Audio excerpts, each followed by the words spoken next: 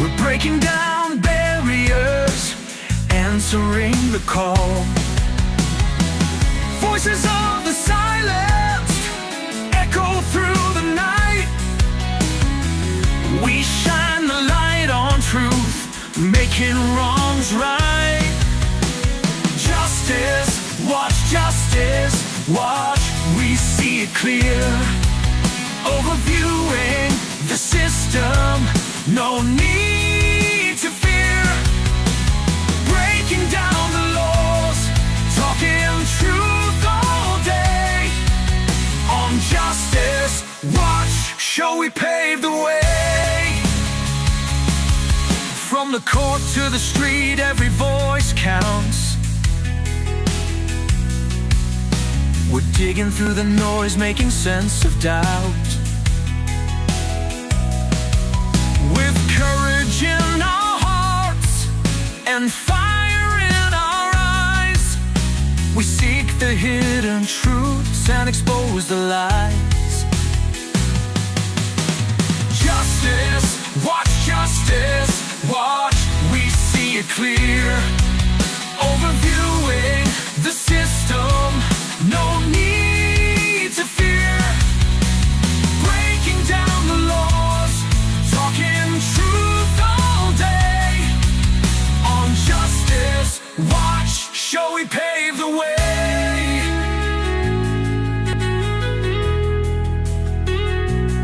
So let's march together with the sound of change. Through the trials, tribulations, we rearrange. With each episode, know that we'll stand strong. To the beat of justice that goes on and on. Justice, watch, we see it clear. Overviewing the system, no need to fear. Breaking down the laws, talking truth all day. On justice, watch, show we pave the way.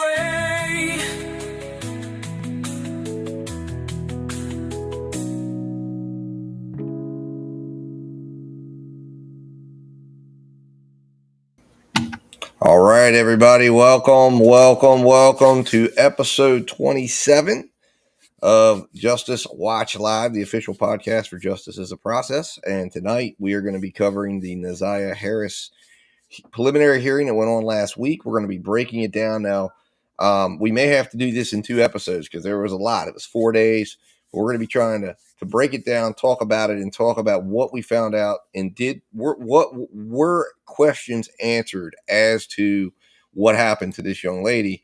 Now, for those of you who don't know what the Naziah Harris case is, Naziah Harris on the 9th of January, 2024, went missing. Now, some unique things happened in this case because her caretakers, which was her grandmother and her aunt, failed to report her missing for 24 hours. They called some friends, and first time this girl's ever missing, and they just said, we're asleep on it. The next day, they show up at her school, they make a report, and a search begins. And they figure out that she gets off a bus. They figure out that she's with her uncle. And then she's never seen or heard from again. Now, months pass. Her uncle goes to jail. There's investigations, there's searches, there's a quiet investigation going on in the background. And in September of this year, her uncle is arrested.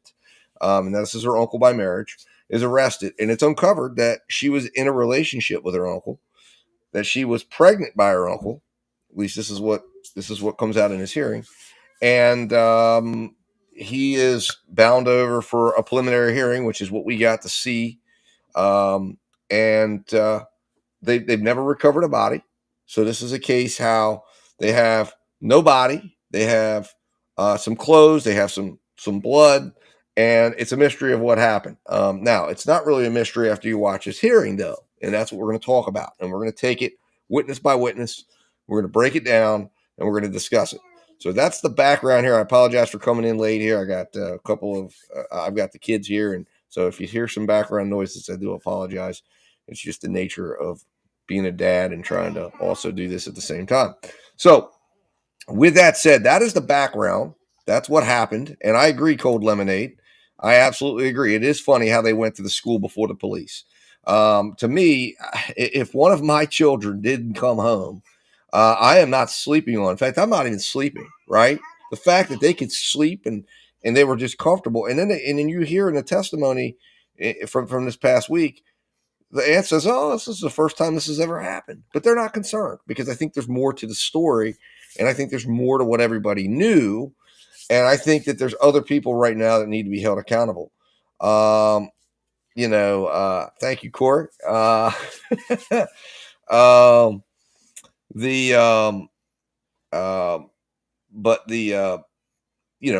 we're gonna talk about it. So, anyways, let's jump into it here. The first witness. Now, when I started watching this case, I actually did not realize I was watching day 2.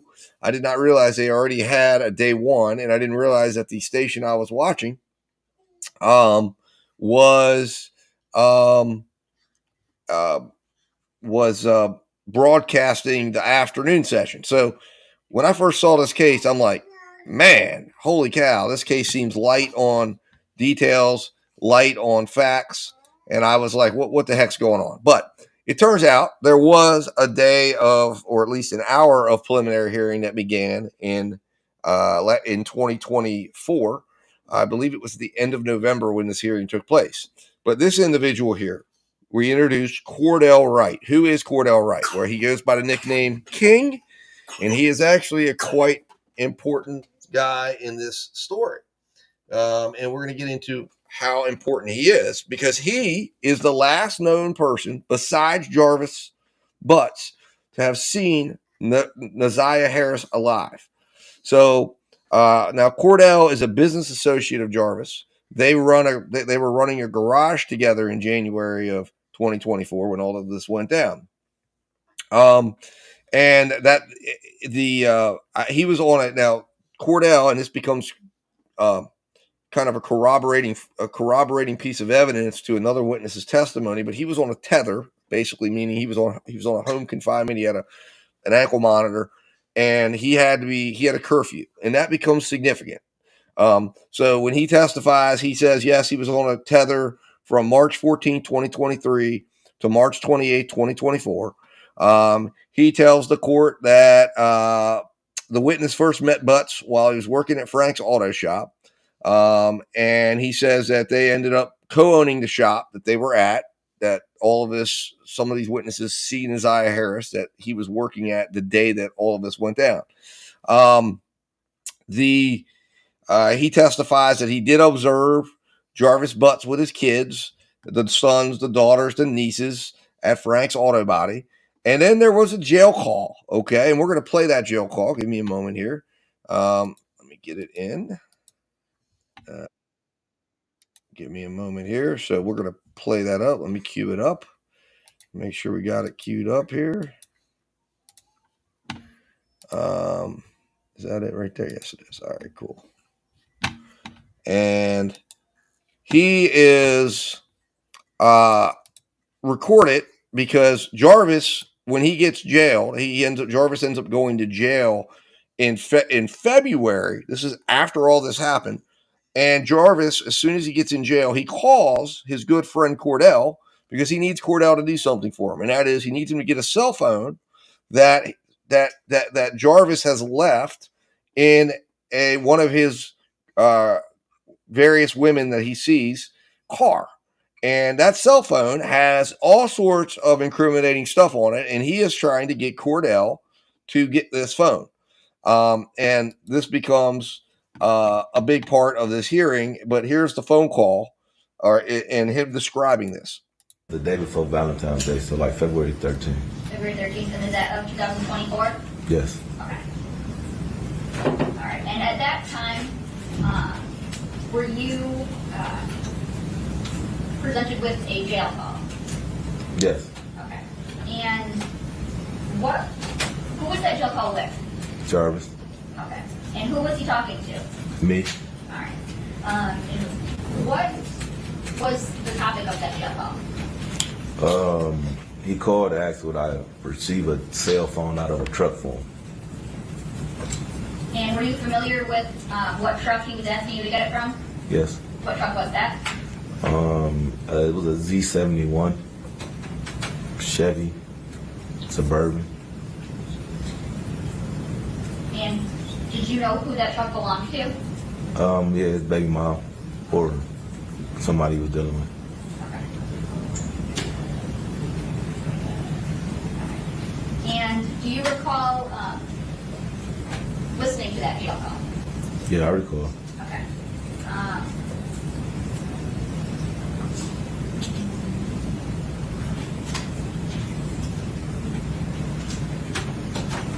If I,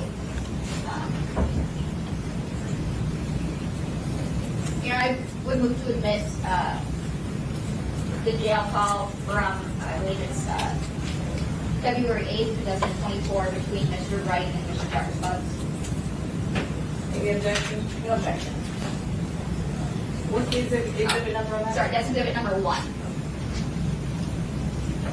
Will you admit as if it's exhibit 1?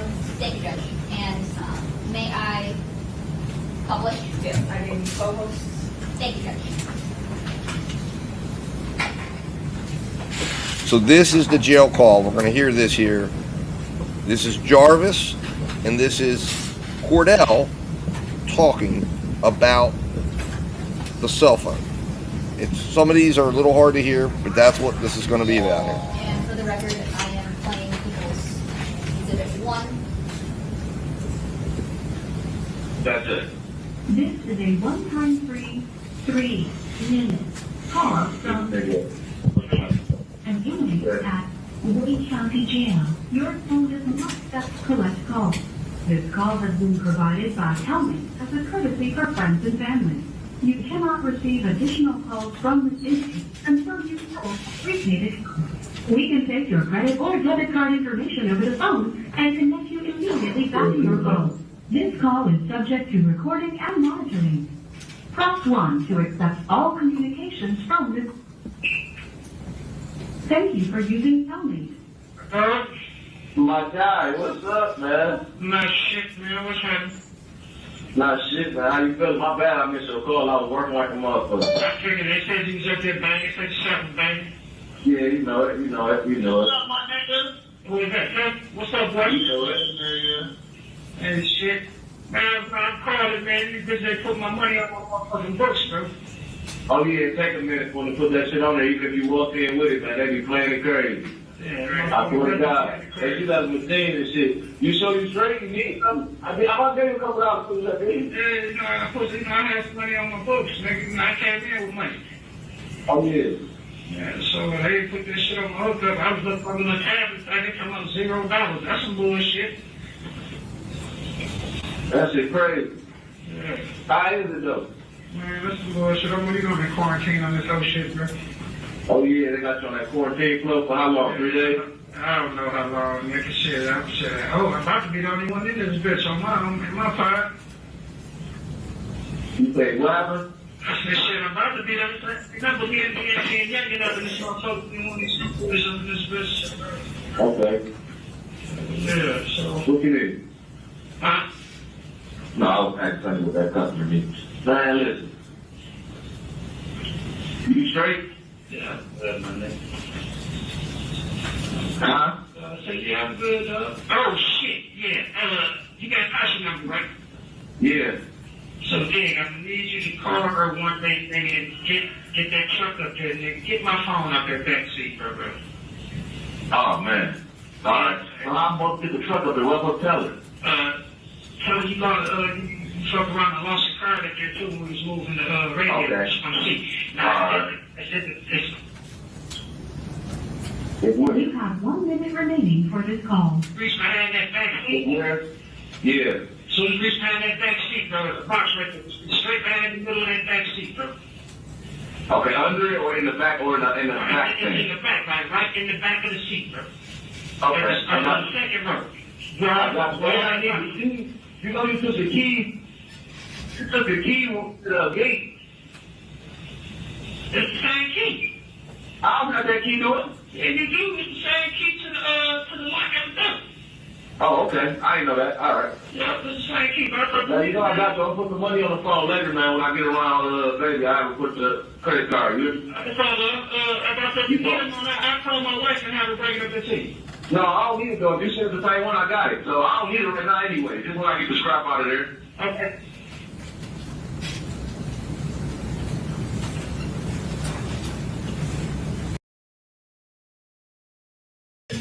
So there you have it. He actually makes this call to Cordell, and actually, yes, cold lemonade. I guess he didn't realize or he didn't care that the jail calls were being recorded, or maybe he didn't think anybody was going to be watching them. You know, the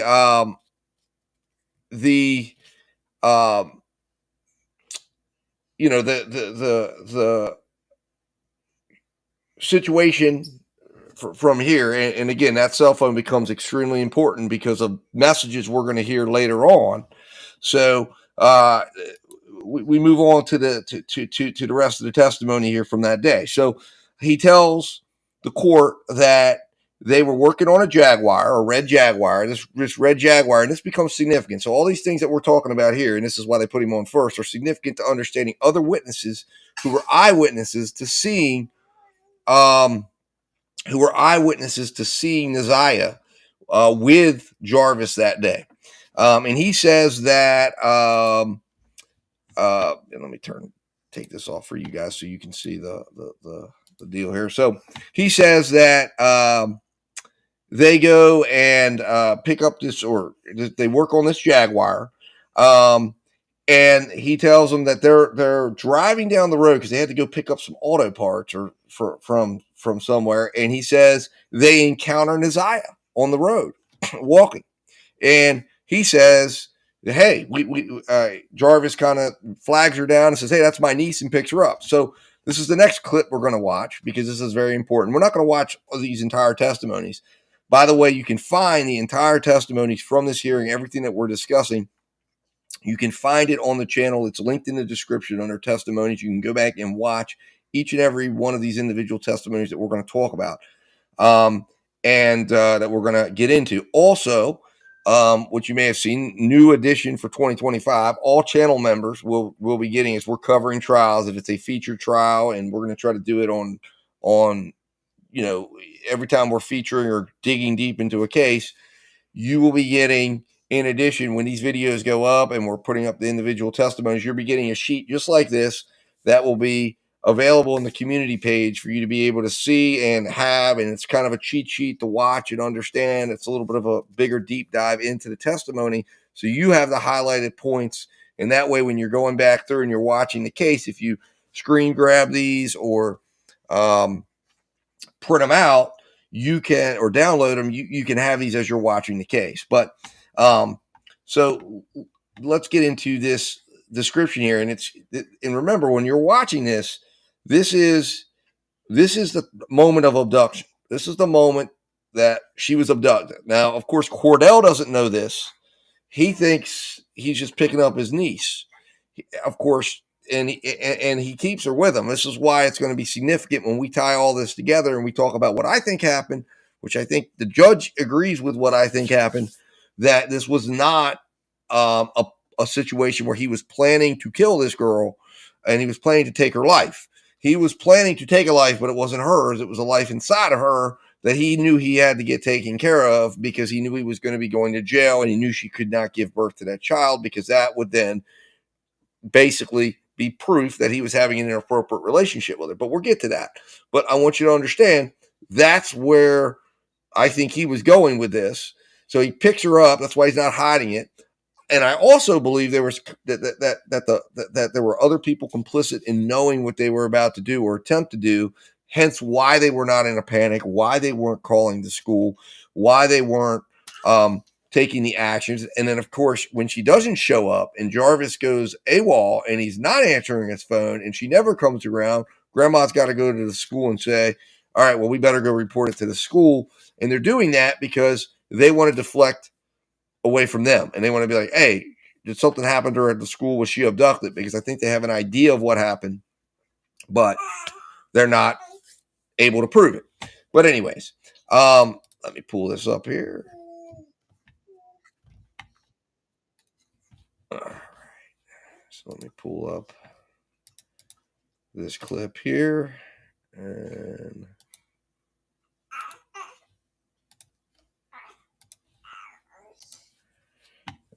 let's bring it back up here. And this is the clip. This is him describing the moment that they pick up Naziah Harris. So let's start this thing. Around going back to AutoZone, grabbed whatever we forgot, came back. And on our way back, we was coming down Harbor. Jarvis said, I see my niece right there. She walking. We pulled into Angel's liquor store. I still didn't see her. He pointed across my face, said she right there. She was coming across the street at that time. She got in the truck with us. She spoke, hi King, hi Jay, and we proceeded back to the shop. Okay. So, when you guys are driving to these auto parts stores, who's driving? Jarvis, Okay, and where are you at? passenger seat. Okay. And you said when you guys are heading back to the shop the second time, that's when you said Jarvis spots someone?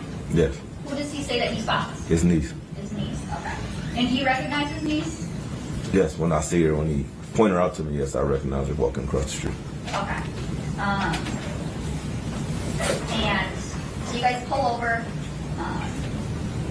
Where does she get into the car at? I believe she getting the behind me, so the back seat behind me. Okay. Does Jarvis say anything to her? Yeah, she speaks to both of us, and we speak back. Okay. What does he say to her? Hi. Hi. Okay. And where do you guys go after you pick up his niece? Back to the shop. Okay, and that's at 9,000 Connor? Yes. Okay. And what do you guys do when you get back to 9,000 Connor? He back in. We get out. We proceed to working on the Jaguar. I may have got out the car first with the parts, and he was in the car with her for a second. I got out, started working on the Jaguar. And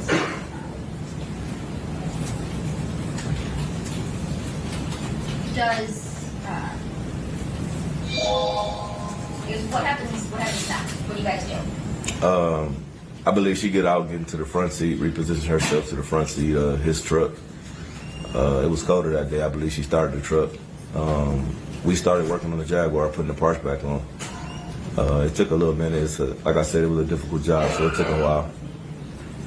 At some point, I believe his truck ran out of gas, so we had to stop what we were doing to push his truck to the gas pump so he could get some gas. So you said that she gets out of the car that you guys were in? Yes. Okay, and then she gets into Jarvis' truck? No. We was always in Jarvis' truck. Okay. So she gets out the back seat and repositions herself to the front seat, so she can start the cover. And tell me, what kind of car, or what kind of truck does Jarvis drive? Escalade. Okay. And what color? It's pearl white. All right, so we're not going to listen to the entirety of that testimony. Like I said, it's available. You can watch it on the channel. You can see the whole thing. But essentially what goes on next is he talks about, as you heard, they go back to the shop. They finish repairing things. They do their routine where they exchange money, and then they leave. And he leaves the shop, and Naziah and Jarvis are there. And after that, no one ever sees her again. And they leave, and the next day, Jarvis is supposed to be at work, and he tells the court, and guess what? Jarvis doesn't show up. That's really where it all ends with him. Now, I agree. I was seeing in chat where people are saying, I think this guy knows more. I think he does too. I mean, I think everybody knows more that's around him. And it is absolutely inconceivable that these people could not have known his prior charges, the 10 years he spent in prison. And this guy's running around with him. I mean, he knew what he was into with this little girl I believe, but that guy's not telling anything more than he needs to. He's telling enough, but he's not enough that he thinks keeps him from getting into trouble with this whole thing, because it's a very serious situation that's occurring. And I think that, I think he knows that this is some serious business, and that this is a problem. So after Cordell is called, right, the hearing gets delayed, and we kind of have a foundational basis of understanding this thing. So the next witness that we have, and again, I want you to understand, he was called because of all those factors that you're going to hear, and some of these are from some of the witnesses we're going to be reviewing here. There are things that he testified to and confirmed that they're going to confirm, and these things were independently said before he ever talked to the authorities.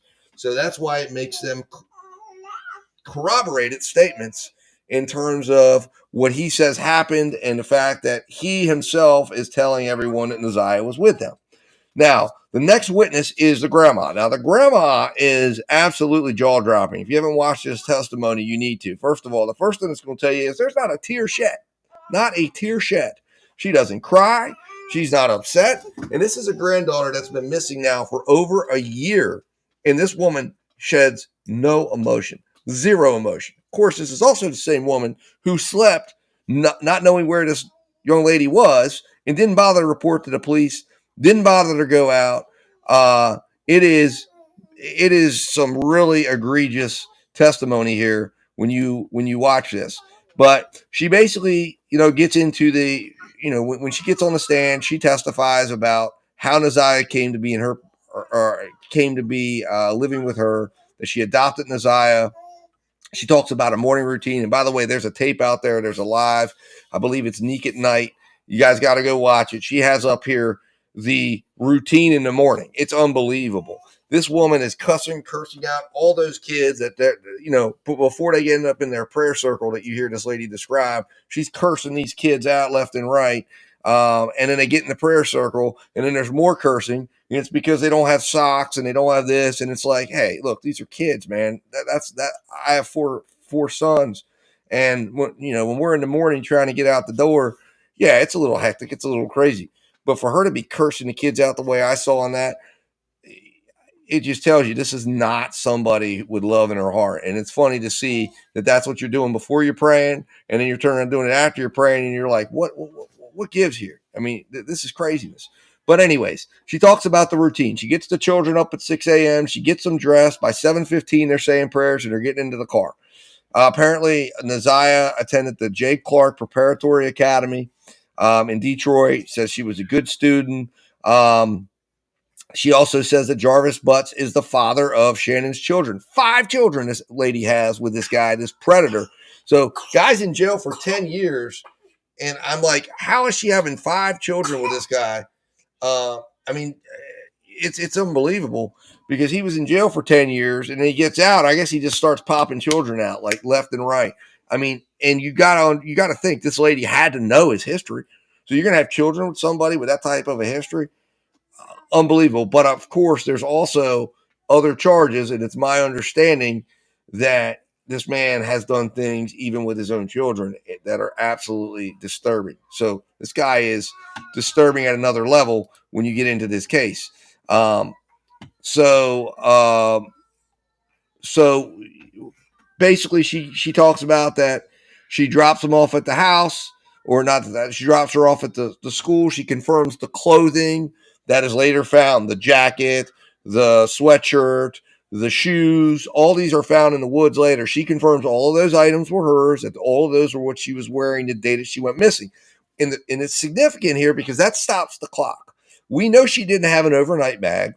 We know she didn't have any of these things that would say that you're going to go just take off. Now, that doesn't mean that Jarvis couldn't be storing her somewhere and providing her with these things, but we know Jarvis was only available to do any of those things until February. So the question is, what happened to her? Where did she go? We know that about 9:30 on January 9th, Jarvis and her are together when Cordell leaves that, or I guess it was maybe 8 o'clock at night. I think his tether went off at 8. But basically, whenever he left in the evening time, it was 8 o'clock. because he checked into the hotel at 9:30. But we know at 8 o'clock at night, when he's leaving, he makes sure he gets home for that tether to not get busted for being, home in time. We know they're together. And after that, nobody ever sees her again. Nobody ever sees, there's no indication that she's alive. There's nothing on social media. It all stops. And this lady here has identified that those clothes that are later found in the woods with blood on them is what she was wearing that day. So it is absolutely, very significant with what she brings to the table, saying that's, that I'm making that identification. So next, she talks about her social media activity. She says that she wasn't supposed to be on really, she would be monitored. That she looks like she says she was on TikTok. She was on Facebook. She said that she's had to take her tablet away. She gave her a tablet. I think it was for Christmas. But she says that on her social media, all social media posts have stopped. All posts to TikTok have stopped. All TikTok dances have stopped. So it's pretty clear that is when she passed away. Because again, when you have all of that stops and there's no more, activity, that's a good indication that unfortunately this little girl has passed on. And she says basically that when she gets home, she goes to pick up her other grandkids from her after school. Neziah wasn't supposed to be at the after school. She thought she was home. She goes home. She connects with her daughter, the aunt, right? And she says, "Oh, Neziah's not home." So what do? They make a few phone calls. They call a few friends, and then they go have dinner and they eat the rest. They go on with their night. Their granddaughter's just missing. What's it matter, right? That's crazy. That's nuts. That doesn't make any sense. But that's what she says. And I believe she knew something, and I believe they expected her to be missing because I think they knew that Jarvis was going to go try to take care of this problem that existed. And clearly, what has also become clear is that they all knew the kind of guy Jarvis was. They knew Jarvis had lots of women. They knew Jarvis was doing things with inappropriate things with young girls. I think they knew all of this. And I think that they discovered some of her messages or discovered that this was happening. And I think that they then said, "Listen, you go, Jarvis, you go take care of this, because if you don't take care of this, then we're going to have to, this is going to come out." And they let her go and turned a blind eye to it.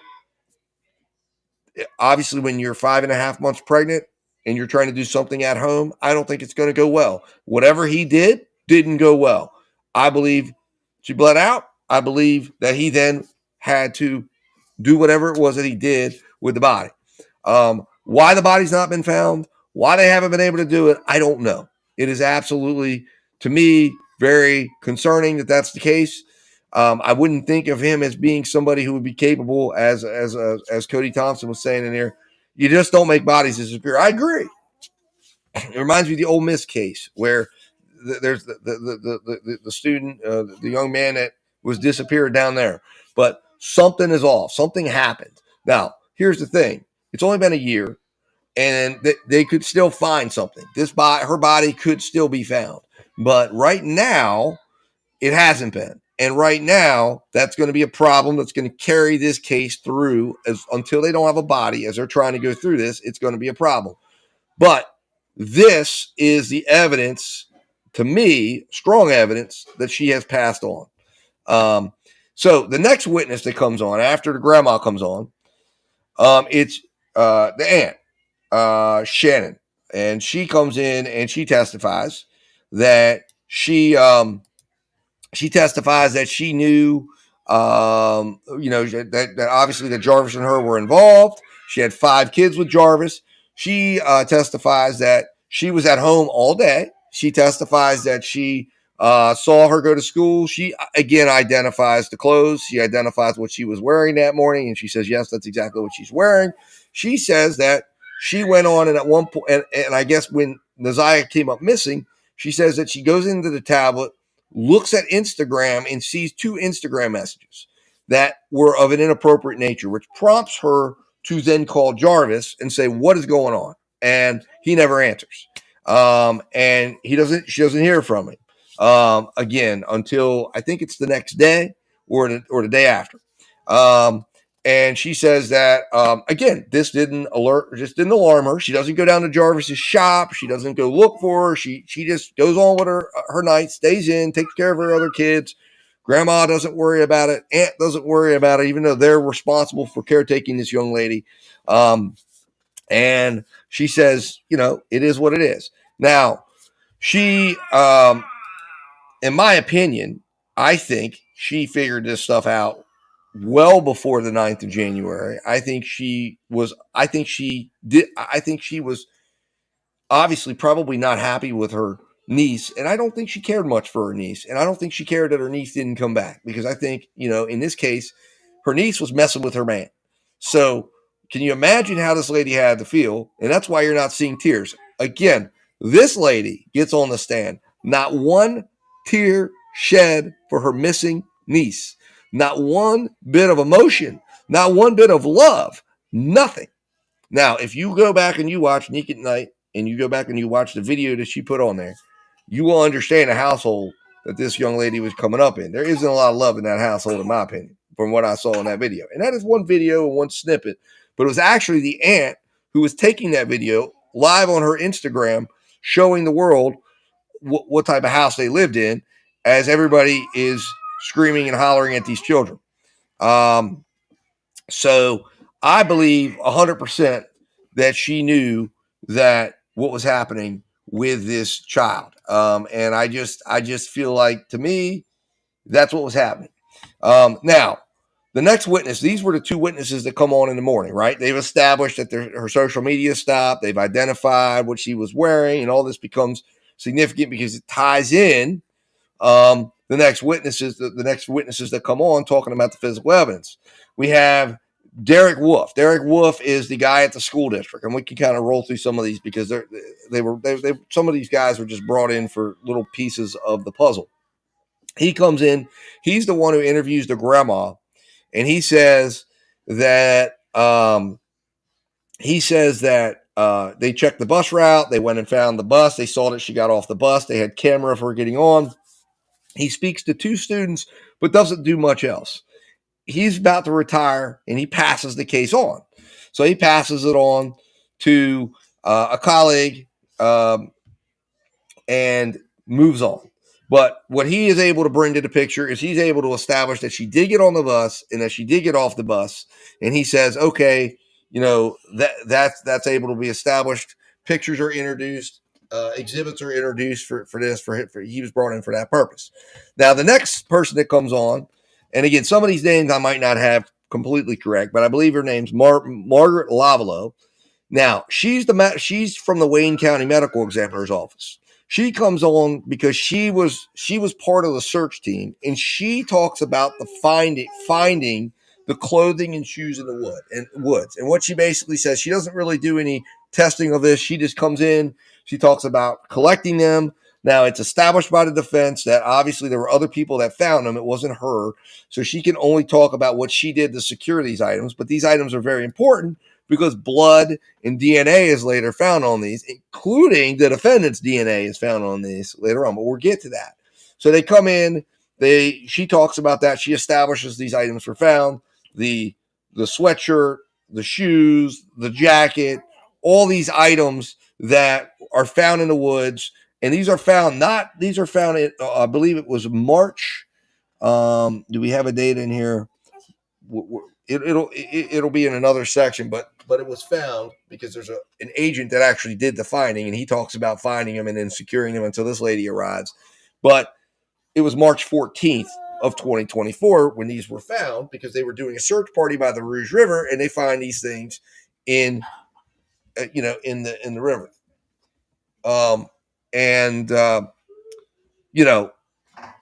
That is, significant because, again, these are the clothes with blood on them that she wore on the day she went missing. That indicates that something happened in those clothes. She's no longer here. No one can find her.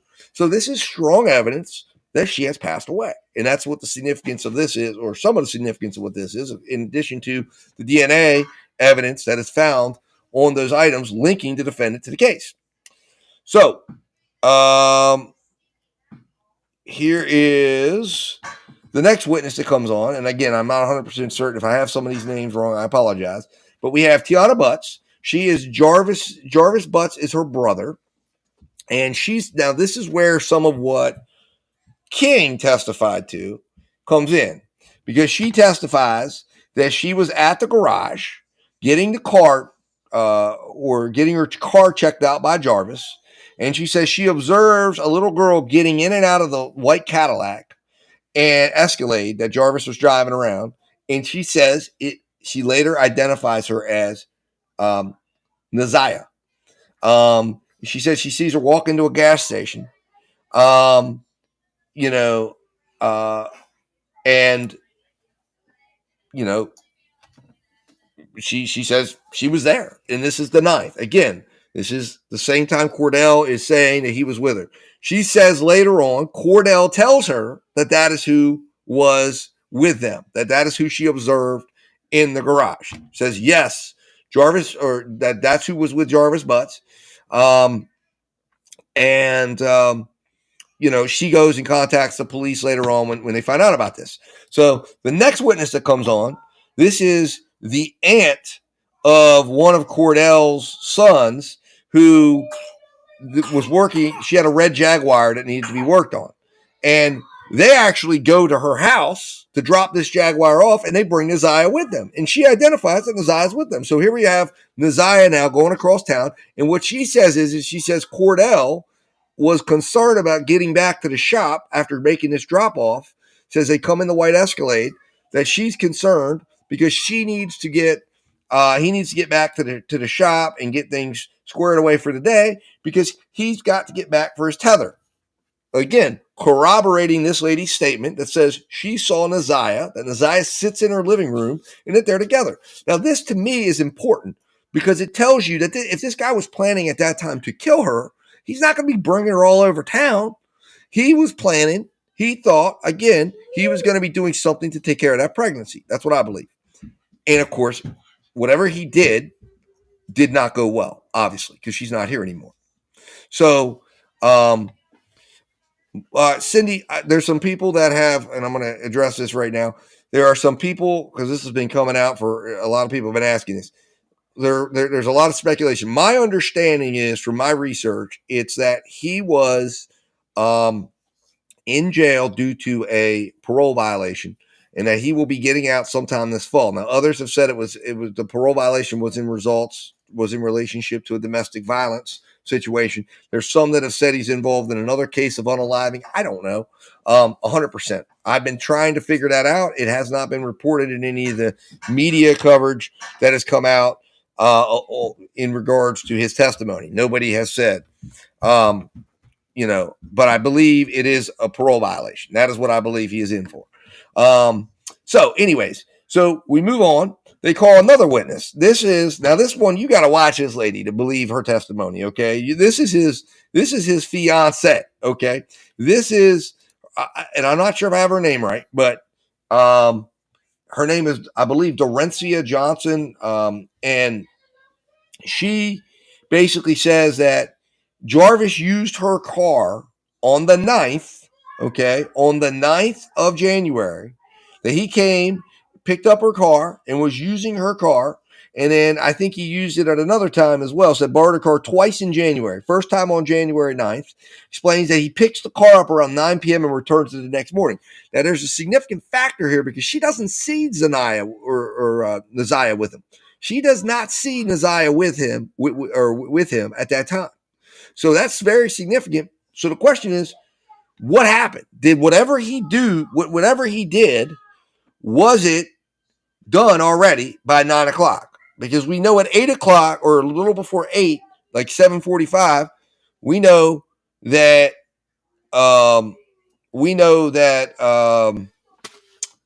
Cordell's already off. So, the situation, absolutely, Carla, because she's still missing. We, if there's any chance, we want to put her up, but she's the one that we're all here for, to try to get her hopefully found, whether it's alive or not, and get her respectfully. If she is not alive, and I don't believe she is, then get her respectfully laid to rest.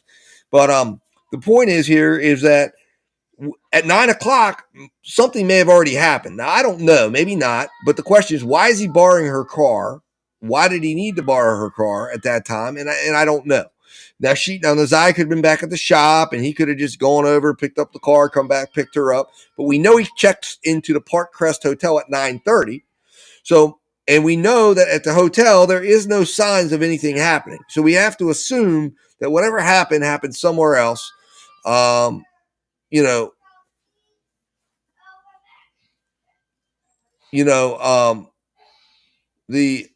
I got you. Okay. So this is, yeah. Okay. So you're correct. This is not the fiance because I think she's the next one that comes up. But no, this is one of his baby mamas, I guess, that he has a son with. But they go and, this to me, like I said, is very significant because it gets into the idea here of what exactly has happened and when it happened. Because at 9 o'clock, for whatever reason, he's picking this car up. Now, we know that it's very possible that Naziah was in the car, or at least her belongings were in the car, because a pair of prescription glasses, and if you look at the picture up behind me, you see she's wearing prescription glasses, were found in the car. And it's found days later when they're in the car, and the son finds it and says, hey, here's the, he's playing with them, and he says, no, those are mine, give those to me. And the other thing that comes up, in this is that that she has phone contact with him after he turns himself in, and she talks to him, and basically she confirms that the call is an accurate depiction, and what he's talking about is the glasses. And discusses various concerns that she didn't clean or wipe up anything, and they played this call in court. So we're gonna listen to that. Give me one moment here, and we'll pull this up.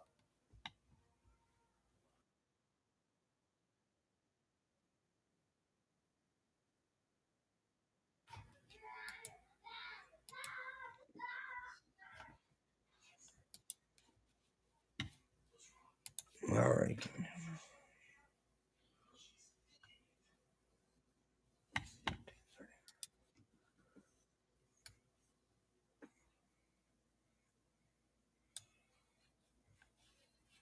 All right, and here we go. Let me switch this up. We got it queued up here.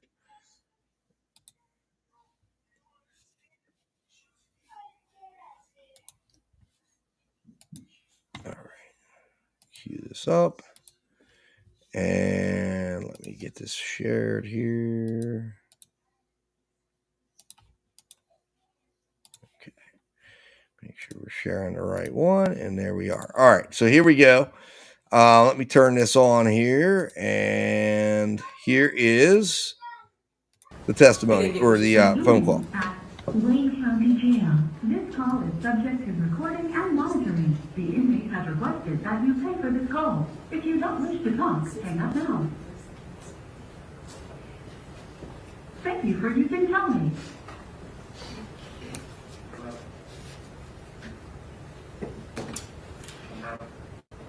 Yeah.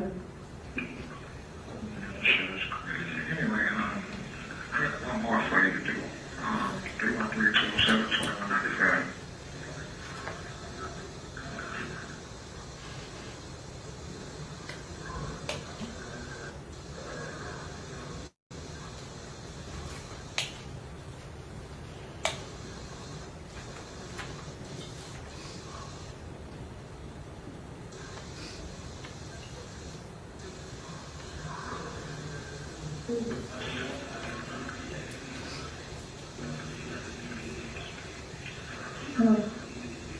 Hello?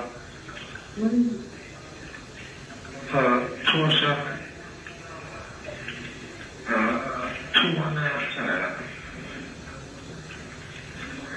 217. Huh? 217. 0.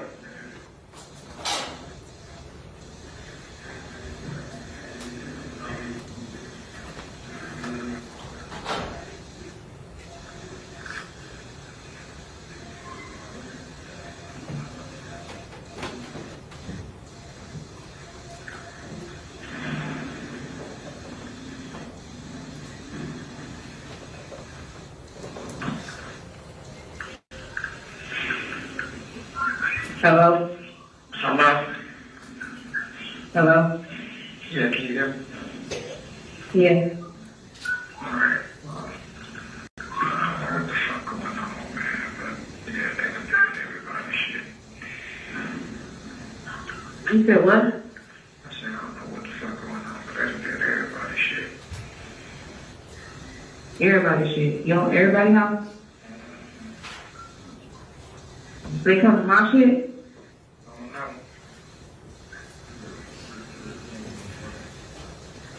I don't even think they know of me. But I need you to,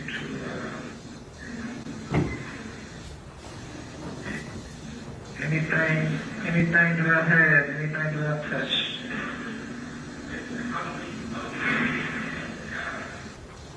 that's for yourself, man. Anything about me, man. That's for your goddamn self. You feel me? Yeah. Huh?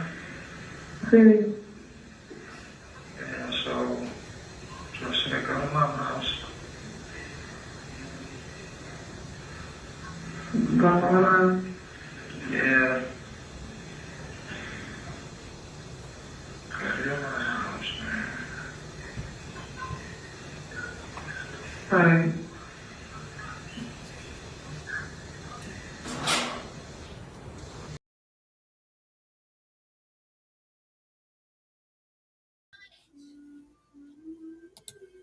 All right, so that's the phone. That's the crux of the phone call. He's basically calling her, telling her that they're searching him, that they're coming after him. He doesn't know what's going on. He's concerned. Now, the main point of her testimony was these glasses. Now, the main problem is she didn't seem to be too. She wasn't 100% on whether or not these were prescription glasses. She wasn't even, and the defense points this out. But to me, the fact that there was glasses that she said could have been prescription glasses found in her backseat is a link that says he comes and gets this car 9:00. He's doing something. He's planning to do something, obviously, with Naziah. Now, my thought is what happens is he's coming to get this car because he's planning to drive her off to the motel across town or wherever this is at. I'm not 100% certain of where everything is, but I know it was a distance away from the shop. Drive her up there to go do whatever it is that he's planning to do.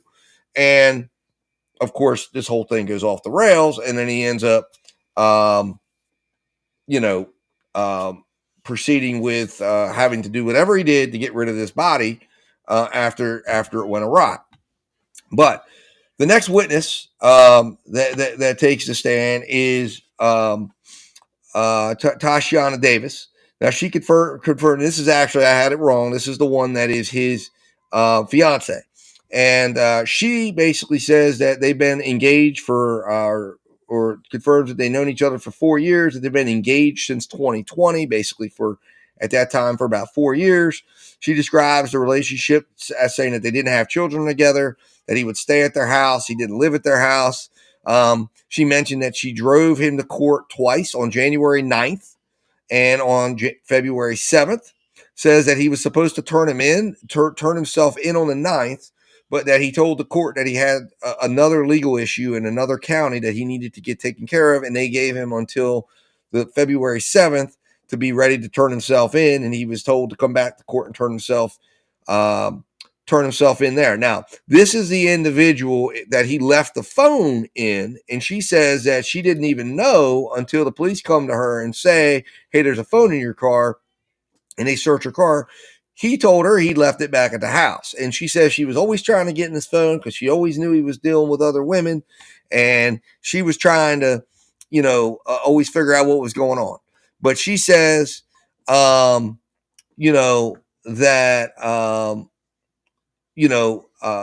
that this was something that, that was an issue before. She said she even would try to put the phone in front of his face when he was sleeping to try to get into it because she knew he was in there actively seeing other women. It is,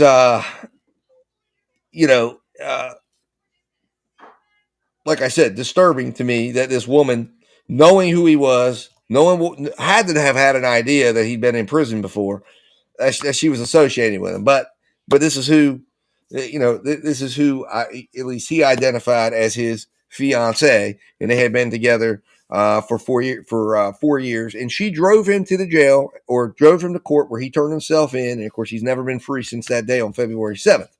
Now, she was in the hospital when the police come and they tell her they have a warrant for her car. They go out, they search her car. Okay. All right, give just a second, buddy. They tell her that they have a warrant for the car to search the vehicle, and they proceed on to search the car and find the phone, which inside the phone is a treasure trove of stuff, because that's where they find these disgusting messages that we're getting to in a little while. Now the next person that testifies is Valerie Louise Smith. Now she's introduced. She's a lady who finds Nazia's school ID on the ground. She walks past it for 2 weeks. She finds it, and she ends up calling the police. Finally, they come down, they get it, and she's basically, I believe it's on the street near. Let's see, where did they say that this was at? It was the ID was introduced as evidence in the courtroom. Here, hold on, we'll go to the next one. But I believe 2.5 weeks before March 7th, and that's the interesting thing. This ID is on the street, and it's in the same area where these clothes were found. So what that indicates to me is that it must have dropped out. That there must have been her clothes, her items.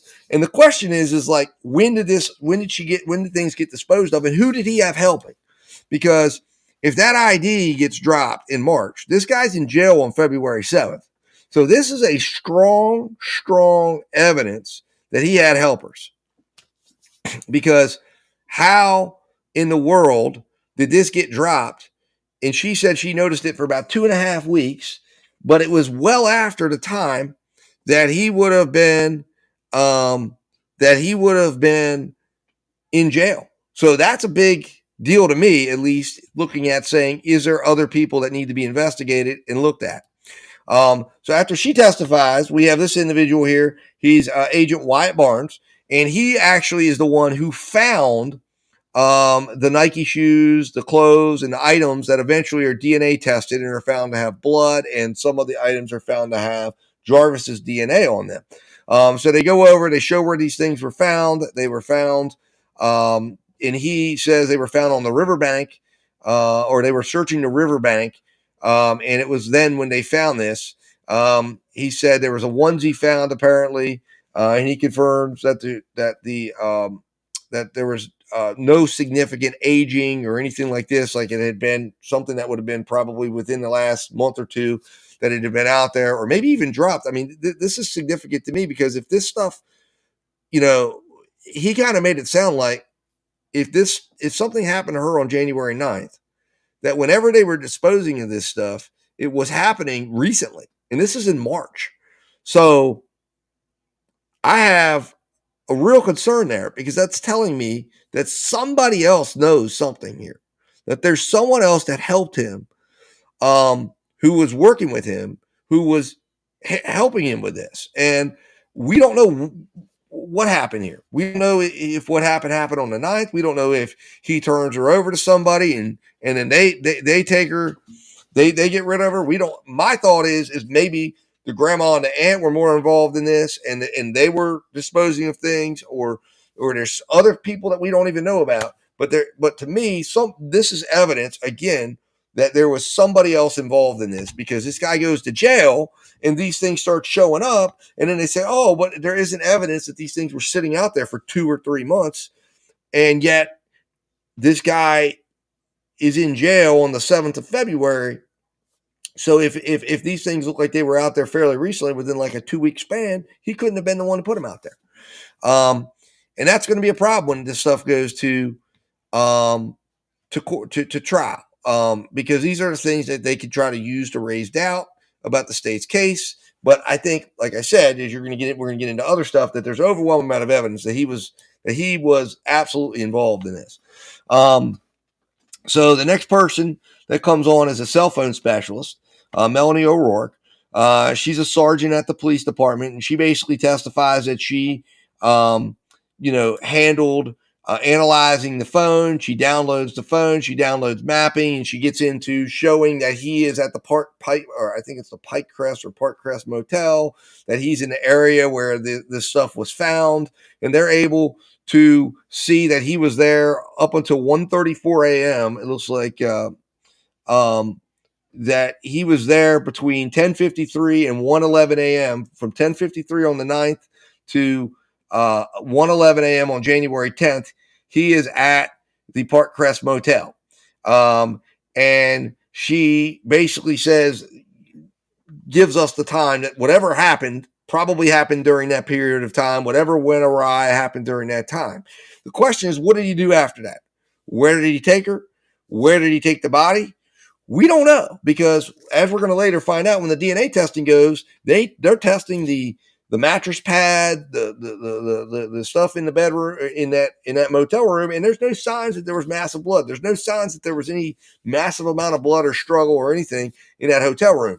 Now, it doesn't mean that there would have been, because if she's doing whatever she's doing, it could have happened at the toilet, or it could have, there's various different ways that she could have, ingested things or whatever, and maybe she was taken somewhere to wait it out and she passes away, and they have to deal with that. But to me, I think that I think whatever happened or was attempting to happen happens during that time when they say he's at the Park Crest Motel during that period of time. And then whatever occurred, and then he runs into a scenario where, because he's there for over 2 hours, and we're trying to figure it out now. What happened? How did this go down? So the next person that gets on the stand is Erica Anderson. Now, she's an expert in DNA analysis. This is where we start to get into the DNA testing. And she explains that the DNA that she tests, and we have a clip here from her talking about it, but she gets into testing those key pieces of DNA, or not key pieces of evidence. And she gets some pretty interesting results. So we're going to play a clip here from her testimony, because she tests those items that were found on the riverbed, and the results of those are, in my opinion, very concerning, and absolutely prove, or potentially prove, that Jarvis was involved in this, because his DNA is present as well as Nazia's. And I think this shows that something happened that involved her bleeding, and something happened that involved the clothes she was wearing that day, and something happened indicating that she never wore anything else, because if there was blood, if there was something happening, that would be indicative that it happened that day, and that's the day her life ended. But here is a snippet of that testimony. Again, you can find this entire testimony there's a playlist in the description, and you can check it out. Here it is. There were 2 individuals in that black hoodie stain swab. The first one, 5AD, and I would compare each of the known individuals to the sample. So initially it would be Jarvis Butts, and on one unrelated unknown contributor, and then on the other hypothesis would be 2 unrelated unknown contributors. So based on those results from the black hoodie stain swabs, it was approximately 460 times more likely if it originated from Jarvis Butts and an unknown contributor than if it was from 2 unrelated unknown contributors. And this provides moderate support that Jarvis Butts is a contributor to the black hoodie stain swabs. And you can't say what that stain was, can you? No. Okay. And then you said you did one for Jarvis Butts, and you did one for Nazia Harris.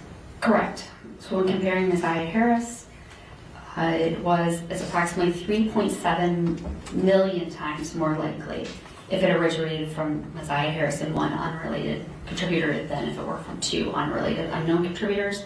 And this provides very strong support that Nazia Harris is a contributor to the black hoodie stain swabs. And in interpretation 3, this is the second of the black hoodie stain swabs, 5BD. When they're separated like that, when you have like 5BD and 5AD, does that tell you that they're different parts that are being swabbed, different areas? Generally, it will be 2 different stains on the same item, but the person that actually took those swabs, they would best be able to describe where they were collected from. Okay. So as it relates to 5BD, the black hoodie stain swabs, what did you find there? That was 1 individual in that sample, and it genetically typed as female. And so if that's the case, what was your hypothesis then? So comparing Isaiah Harris to that sample, that was 3.6 octillion times more likely if it originated from Isaiah Harris than if it was from an unrelated unknown contributor. And this provides very strong support that Isaiah Harris is the contributor to that black hoodie stain swab. And then I compare Jarvis Butts as well. He's excluded from it to his single source samples. Okay, and would that be because you found that it was only from 1 individual genetically typed as female? Correct, yeah. When comparing him, he's excluded. Okay. And when you say octillion, I'm not a math person, how many zeros is that? That is 27 zeros. Okay. And in interpretation number 4, we have just black hoodie swabs, and that's 5CD. And you have two analyses here, one with Jarvis and one with Isaiah. What did you find as it relates to the comparison with Jarvis? So the black hoodie swabs, generally these are taken to see who may have possibly worn it, or skin cells opposed to stain swabs. So I determined that this was from 3 individuals. There were 3 individuals in that sample, and at least one of them genetically typed as male. And when comparing it to Jarvis Butts, it was approximately 2.1 million times more likely if it originated from Jarvis Butts and 2 unrelated unknown contributors than if it originated from 3 unrelated unknown contributors. And this provides very strong support that Jarvis Butts is a contributor to the black hoodie swabs. And what about the comparison to Isaiah? When comparing Isaiah Harris, it was 97 sextillion times more likely if it originated from Isaiah Harris and 2 unrelated unknown contributors than if it originated from 3 unrelated contributors. And this also is very strong support that Isaiah Harris is a contributor to the black hoodie swabs. And how many zeros after for sextillion? Sextillion is 21.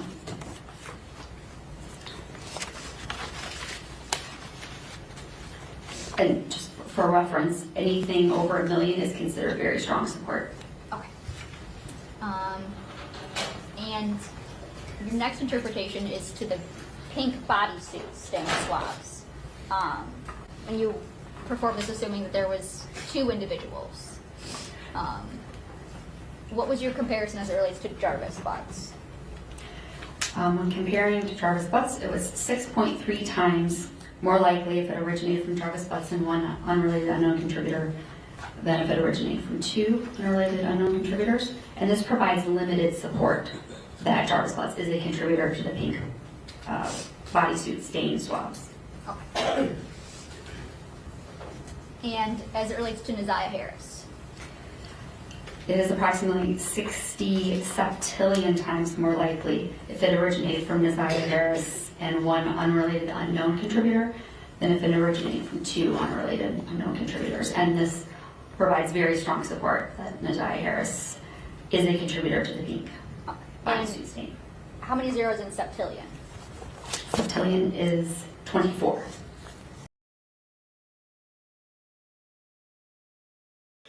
So there you have it. Very, very, very strong numbers there supporting that Isaiah Harris's blood DNA was found on those items and Jarvis's was found on some of those items. So this means that those items that were found on the riverbed had to have been handled by Jarvis, and more likely than not were put there by Jarvis, which I guess would mean that it would have had to have been put there prior to the 7th of February. more likely than not was probably put there sometime in January, whenever he disposed of her body or did whatever he did with her body. And I think her body's probably in that river. I think they need to drain or go out and do a deeper search of that river. I question whether or not they have actually done as thorough of a search as they probably should, or maybe there were things that caused them not. But I would say that's a great spot to start, and more likely than not, where he put her body. Now, the next witness that we move on to, because now we've got the tie-in, we've got DNA on these items, and they're going to tell you what was found on the items, which is going to kind of give you an idea of what happened with these items, and it's going to give you an idea, again, delving into what exactly more likely than not happened with Neziah Harris. So the next witness that comes on is Detective Jason Mays. Now, Detective Mays actually speaks with and had a conversation with the defendant here. So he talks about that he was working with his department, with his partner Liz Johnson, that they on February 15, 2024, that they conduct an interview with Jarvis, who was not in custody for purpose of the interview. He states that the interview takes place at the police department headquarters. Now, I put up a snippet of this. It's in the clips. If you just want to watch the interview itself, you can also watch his testimony in its entirety if you want to see this. We're not going to play it because, again, all of these interviews are kind of hard to hear anyways. But Mr. Butts was advised of his constitutional rights, which he acknowledged by signing the form. He provides the phone number of his phone, which was later discovered and later had all of the text now text and things of that nature. They were all found on that phone. That's where the app was found on. And Jarvis tells them that they discussed about the last time he saw Neziah Harris, which he says was towards the end of January 2024. His various legal things he mentions, the bus stop at 3M Drive and a confrontation involving some girls, but he was not sure of all the details. And he says that she would come to his shop, and he basically just says, like, he's not involved. They have an uncle-niece relationship. She would stop by. She would sweep up at the shop. And it was more of a first conversation with him that allowed these detectives to then start tearing apart that statement, where we later hear when the lead detective, who the lead investigator is on this case, testifies, she gets into how they just tore it apart, and they go in and they investigate his phone and they investigate people, and they realize that a lot of what he said in his interview was a lie.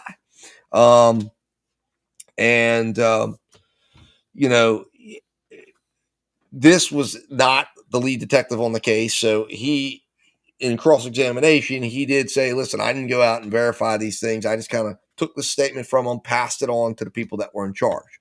But he plays Jarvis in this case plays everything off, but he sets himself up to be discredited and gives them something to work off of. And that was the purpose of this statement and what they played here. So they play where Jarvis is locking himself in to things that are now going to be disproved, like Cordell saying, yeah, he was there. He picked them up. Yes, he was there that day. He says he wasn't, but he said he saw her in some sort of a confrontation at the bus stop that day. And again, these are things that are later, as we get to the next few witnesses, completely discredited, and locks him in. So the next witness we have is George Harris. Now he actually discovers, he's an investigator, or at least at the time he was an investigator for the public schools police department. He headed the investigation originally, and he actually goes and gets her school tablet and discovers that she has a Text Now account on there, and that there were Text Now messages, and the messages were sent. That she sent the following messages: don't forget to be there before 3. I will let you know when I'm leaving school. If you're not there, I will wait. She says, send okay if you're seeing the message so I can delete your number. And then he says, okay. So what does this tell you?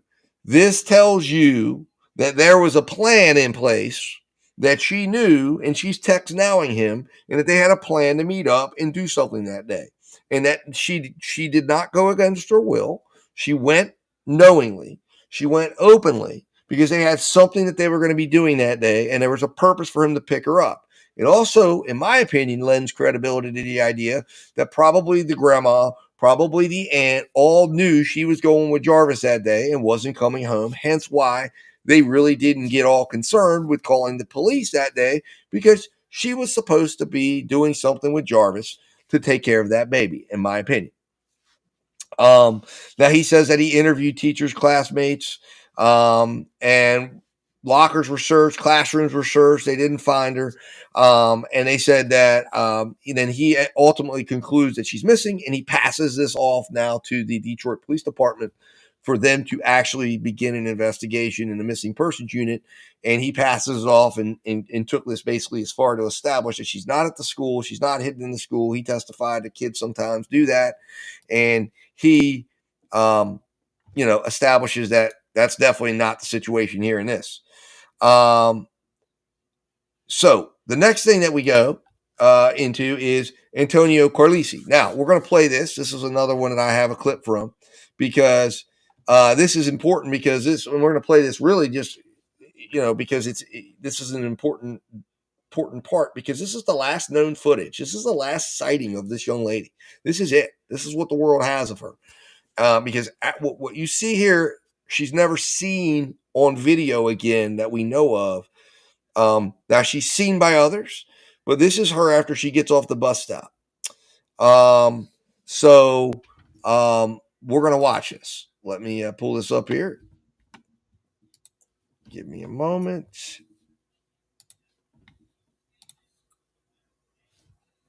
And cue this up here. And again, you can watch this entire testimony that you're about to see. This is a clip from the testimony. You can watch this. There is I'm not going to ask you to narrate what playlist on the channel, but here it is. This is the final footage of Neziah Harris alive. On the right side of the screen?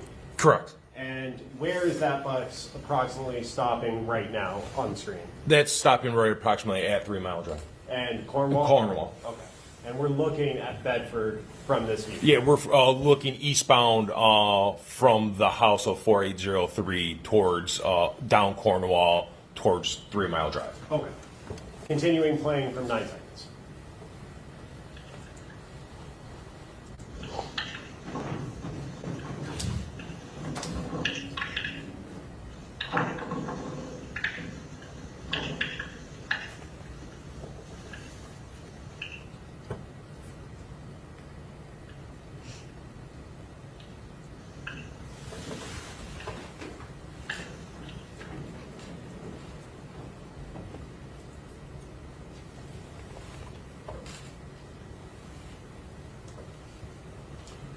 And moving to Exhibit 50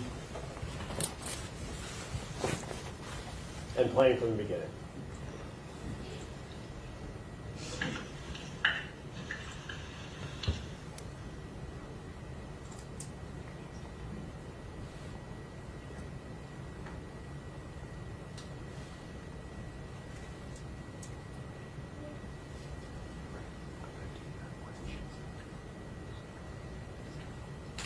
And moving now to Exhibit 51.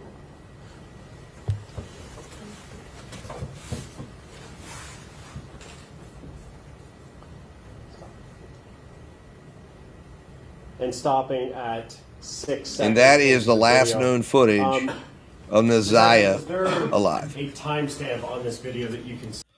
Now, the rest of this testimony, we'll leave that up right now while we're talking. The rest of that video is just them confirming the timestamps, confirming the day it is, doing all the things they need to do to verify this. But that is the last known shot of her alive. And she's walking wherever she's walking. And shortly thereafter, she's picked up by Jarvis, who is with Cordell, who Cordell tries to say this is kind of just a random moment where he sees her walking and he picks her up. So, again, very, very significant. Because this is the last known footage of her. So they established this. This is that she gets off the bus. You can see the clothes she's wearing. You can see that they match. The jacket matches. It's kind of difficult to see the shoes, but you can see the clothes she's wearing, that she's wearing that jacket. She's wearing those clothes. And it becomes, again, this is something that links her to the clothes that are later found, as we're about to get into. When they identify blood and things that were found on those clothes, it becomes significant because it establishes that she, in fact, whatever happened to her, her life ended on the 9th because she never, ever put on any other clothes, because she was wearing those clothes when she bled, when whatever happened, which are later found on the riverbank, where, of course, she's never been found again.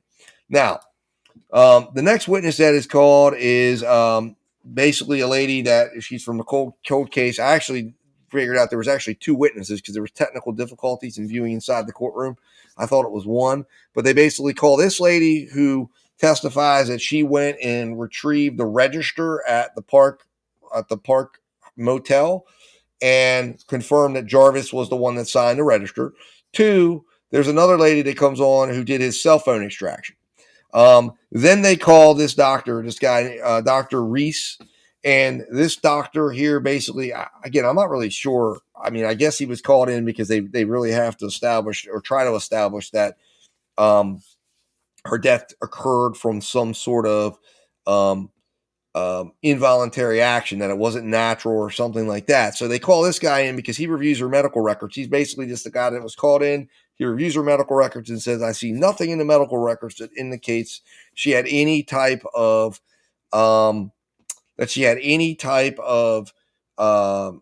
ailment that would have killed her.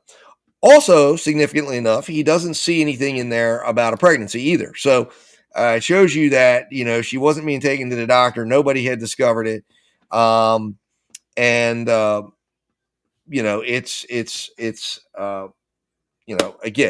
this is one of those perfunctory witnesses that comes in for just because they're having to establish the different elements of the crime that they need to move this case forward.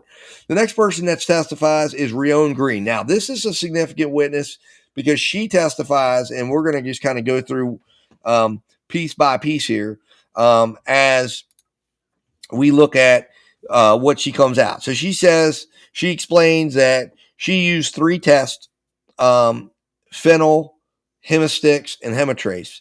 She says positive results indicate the possible presence of blood. That would be a hematrace. A hematrace test confirms human blood.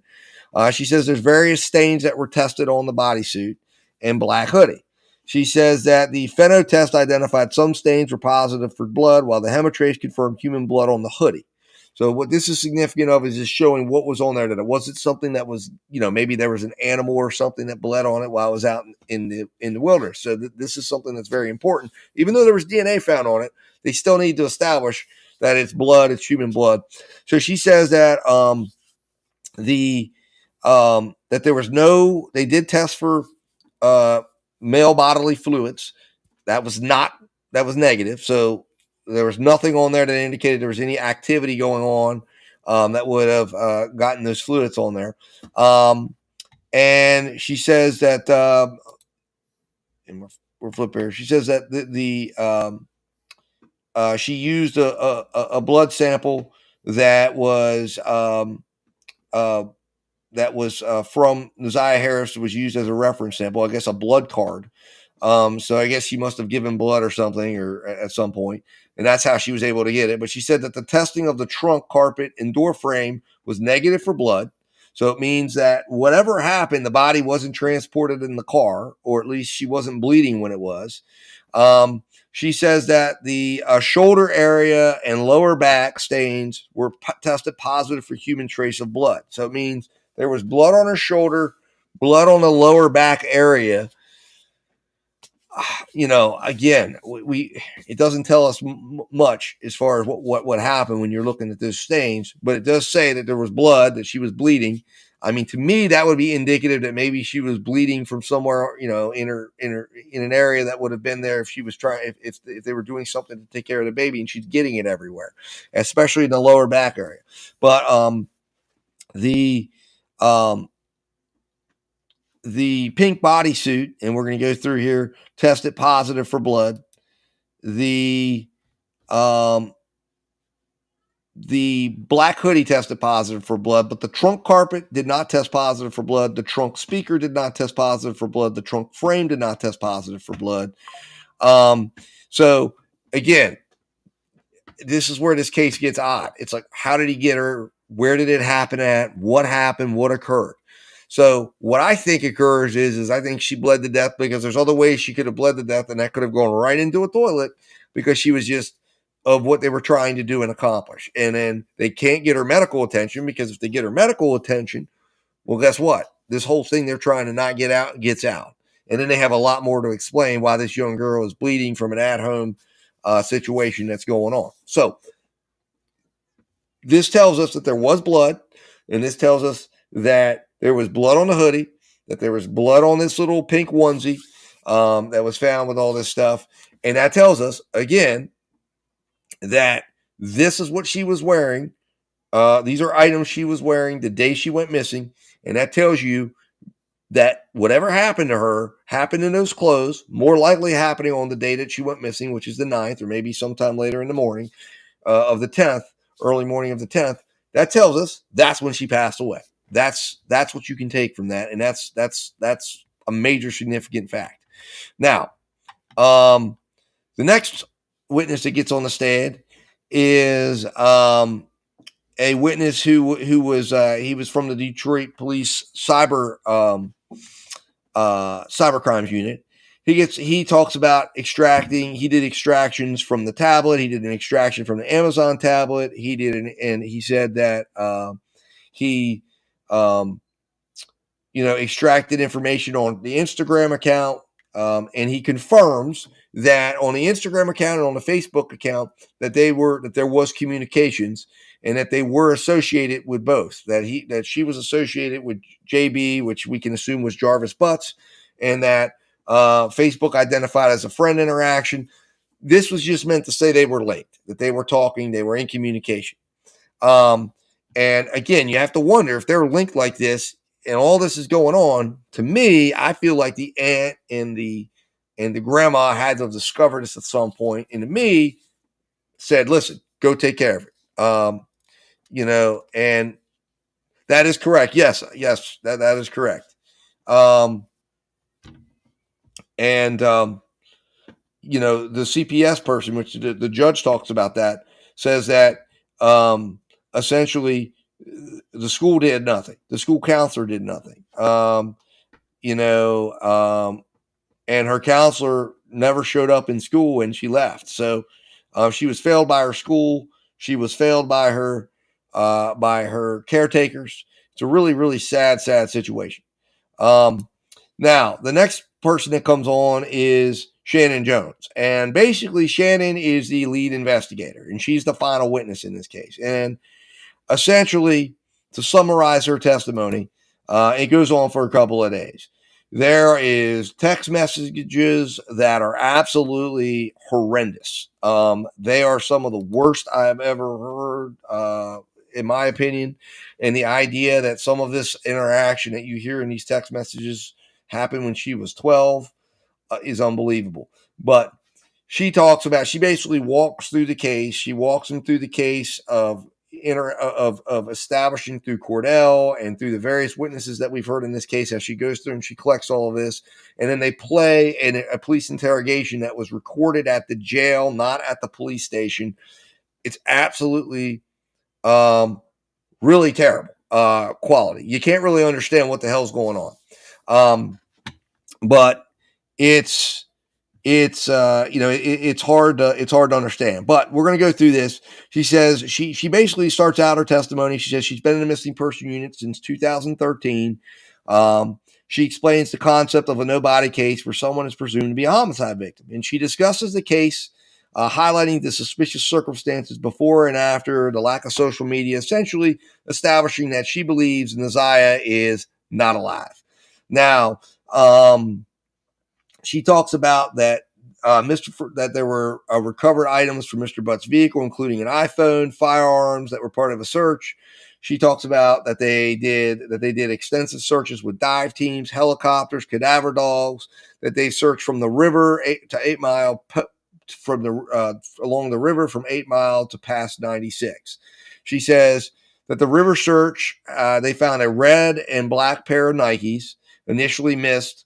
that were later located and recovered. She said these shoes were connected to the Naziah Harris case. They were identified by the grandma and aunt as being hers. She says they found a black hoodie and a pink jumpsuit near the shoes, suggesting that those were, all linked together, which we later find out has DNA from Naziah Harris, has DNA from Jarvis Butts. She talks about the mapping and the timelines, and that shows that he had visited Tiana Butts at the 9,000 corner address on January 9th. She says this was vital for tracking Mr. Butts' movement and corroborates the investigation findings. She talks about that she got the Google history from Mr. Butts. And this is where it's pretty significant, because in these Google searches, he's searching things like, can I drink red antifreeze? Is there a herbal way of getting rid of a baby? She says that she's, that there was, I guess, discussions and messages being sent to Kenetta Harris, who is the mother of Naziah Harris, that he was actually in contact with her. And I guess, like I said, they play this May 31st interrogation that they did. It was really very difficult to understand. The key evidence that were mentioned this first day is that they found firearms in his car.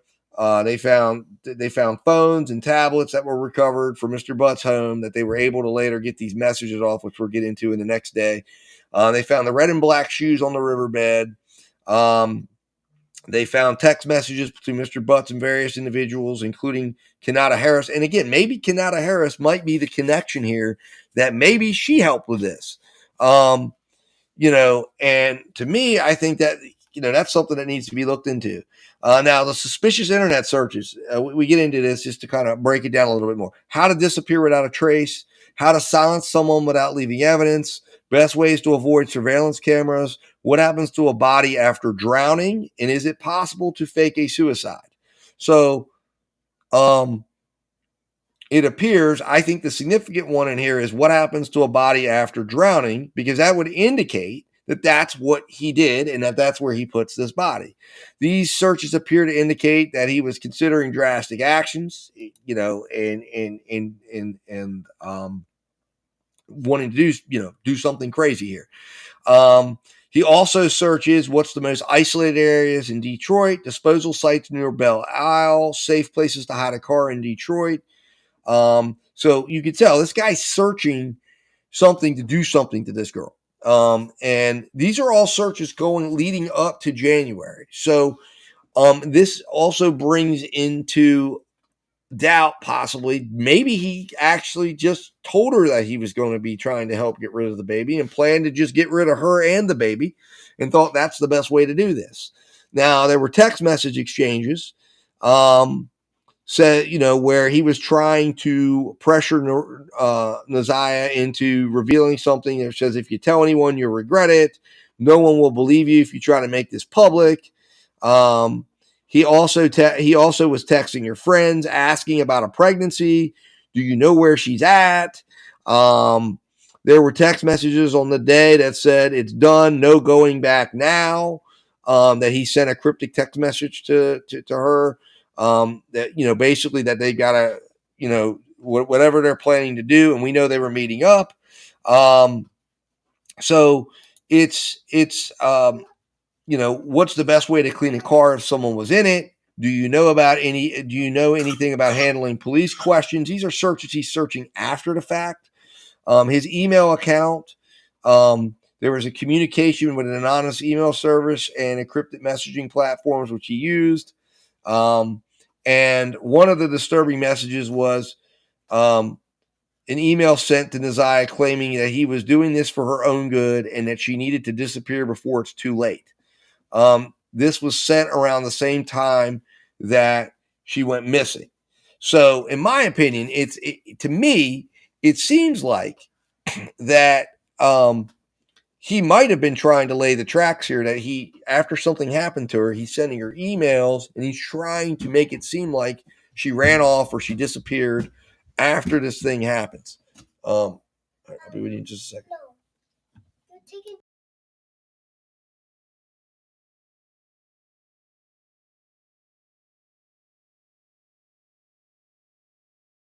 So the combination, so to me, it sounds like, I think that he might have been attempting to get rid of her, or to make it look like she ran off after he already knew that she was gone and that she was missing. So the next day, and we'll move on here, she gets on the witness stand and she testifies. This is when it gets really bad. And these are just some of the clips of these messages. And these are censored. And we're we're gonna go with the censored versions here, but it says, "Can you suck my please?" This is being sent to a 12-year-old girl. Make sure you erase this message. There was, let's go through here. There was these are key messages that we have here. Bald-headed John, come here. We doing it at your choice. You sure? Messages like, you blank, just looking at you. Hey, you may think I'm ignoring you, but I'm not. My phone is broke. Didn't I blank faster than ever? And again, this is being sent between a 12-year-old and a 40-year-old man. Bay, I didn't go see nobody, I swear. This is her to him. Pick me up before you pick up Jonna. Still my blank, though, and that is talking about a piece of his anatomy. In the shower right now. I'll text you when I get out. Hope you know we blank today. That was talking about having sexual relations today. It's unbelievable stuff. And you need to go in and watch this testimony. There's several versions of it. You can watch each day as it came out. You can watch, of course, the live on each of these days. And then I also put out yesterday, the entire testimony. You can sit down and watch it in one helping, and it's unbelievable. And you can see some of the other things that are set up here. The censored part are all sexually explicit terms that are being used. So these are played, these are read, and it's absolutely disgusting. But what it shows is that they clearly had a relationship. It looks like she was pregnant.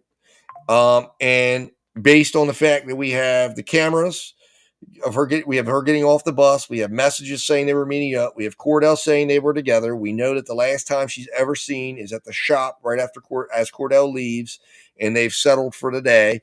And then we know that he borrows a car. We know he gets a hotel room, and we know after that she's never seen again.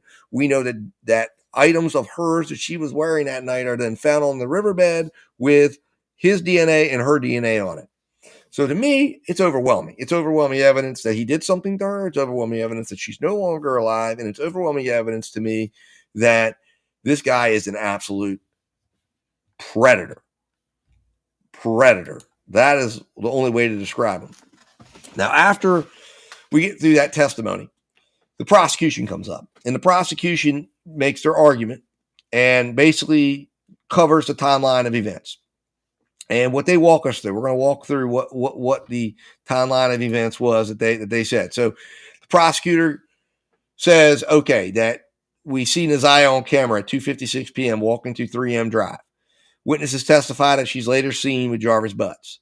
The sergeant's testimony places his Jarvis phone right near the shop in Lalani, right where all these people say he was.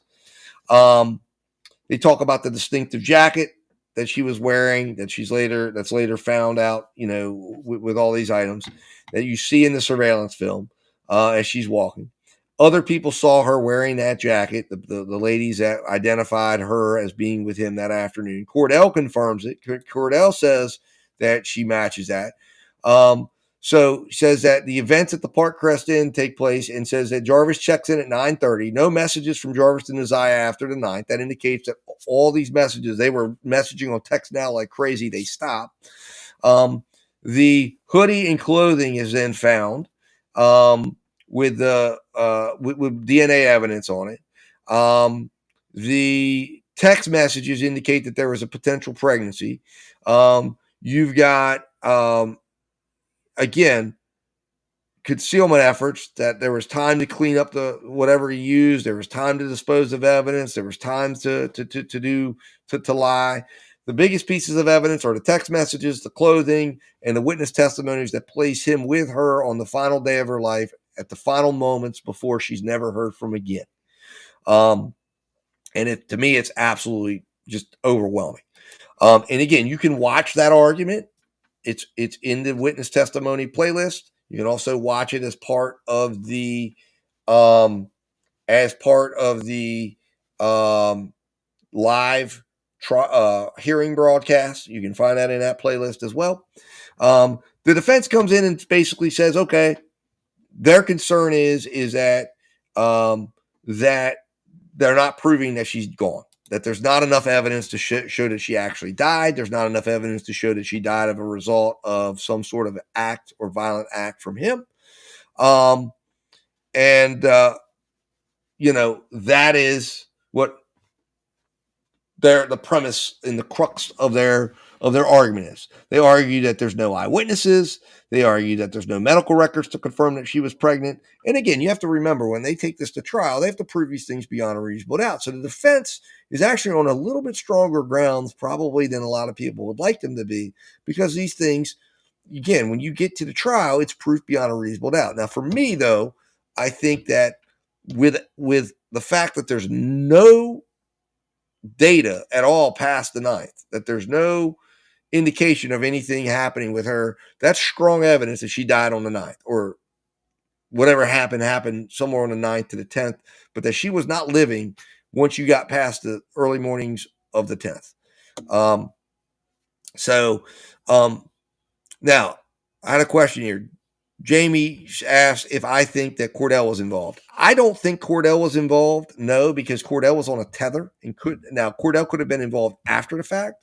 But whatever happened to her, I think happened between her and Jarvis. I think things got out of control. The thing that kind of concerns me, though, is you would have thought he would have been calling somebody. You would have thought he would have been reaching out to people, and they did not necessarily see that happening in his phone records.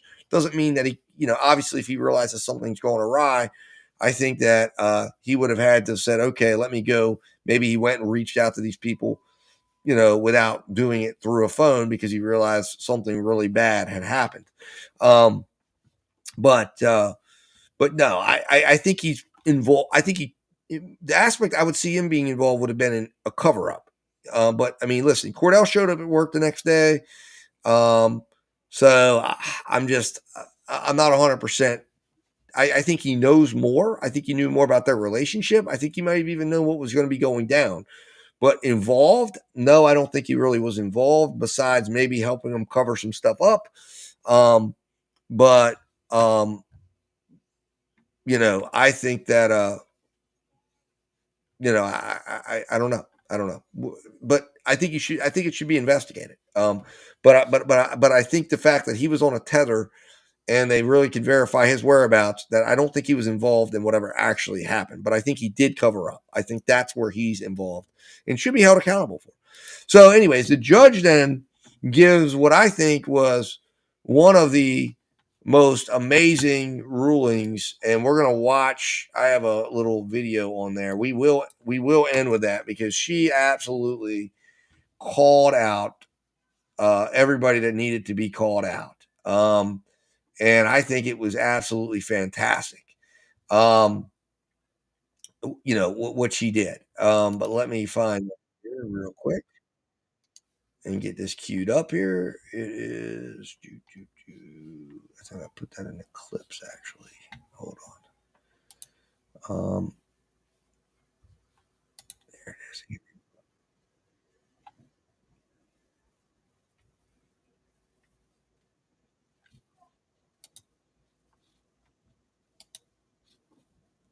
Give me one moment here, guys. I apologize. It's the one thing I did not get. I can find it pretty quickly. There it is, right here. Put this up here.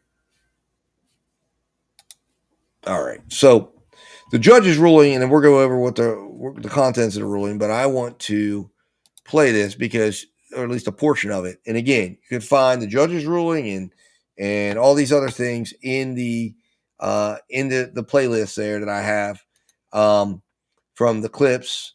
You can also find it in the live broadcast. But if you want to see what I thought was a judge doing a really good job at calling some people out, and I hope that whatever can be done to investigate the other people is done. I hope that they're investigated to the fullest amount that the law can allow, given the circumstances. And I think that that needs to be done because I think that there is definitely more to this than we know. So let's turn this on right here and let's let this judge take it away. You've been sitting over there for 4 days with your head down, hidden between and behind your attorneys with your mask on and taking vigorous notes. I want you to pay attention and listen to everything I have to say. I have been trying to figure out for the last 5 days, you. At one point I thought you were cognitively impaired in the beginning of this exam. And then maybe you had the brain of a 10-year-old and that's why you were doing such things. But as I heard more and more testimony, you're just the true definition of a pedophile. Watching you laugh and brag about all the women you have with different women and the children and the girlfriends and making babies to groom them and having them in your presence and cleaning up, quote, cleaning up your shop and the little girls around you has landed you here today. You groomed Isaiah. You played mind games with her. We all heard that. You controlled her emotionally. She was exposed to so much at such a young age. The text messages between you two were disgusting to hear. And to think that she had you saved in her phone as bae for life. Isaiah deserves so much more. And while I mentioned other people that failed her, Jarvis Butts, you are the monster in this whole picture. She did deserve love from her parents and everyone who was in her life. She was ignored, she was neglected, and you took complete advantage of that. She wanted someone to love her, and she will never know what that feels like. Your children deserve more.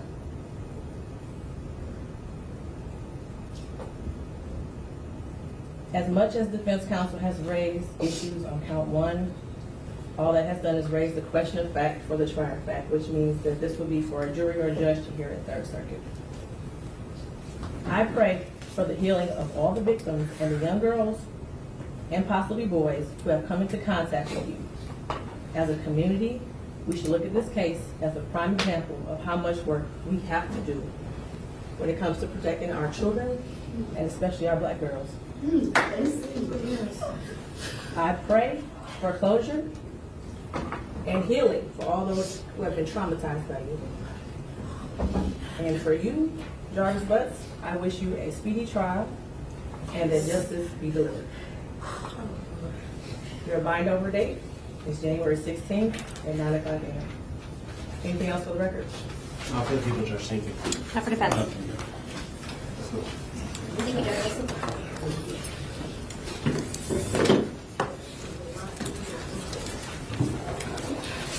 Do the right thing and tell us where she's at, please. I'm sorry, Judge. Just do it, Jarvis. Where is she at, Jarvis? Just tell us. You don't got no resources. Okay, bro.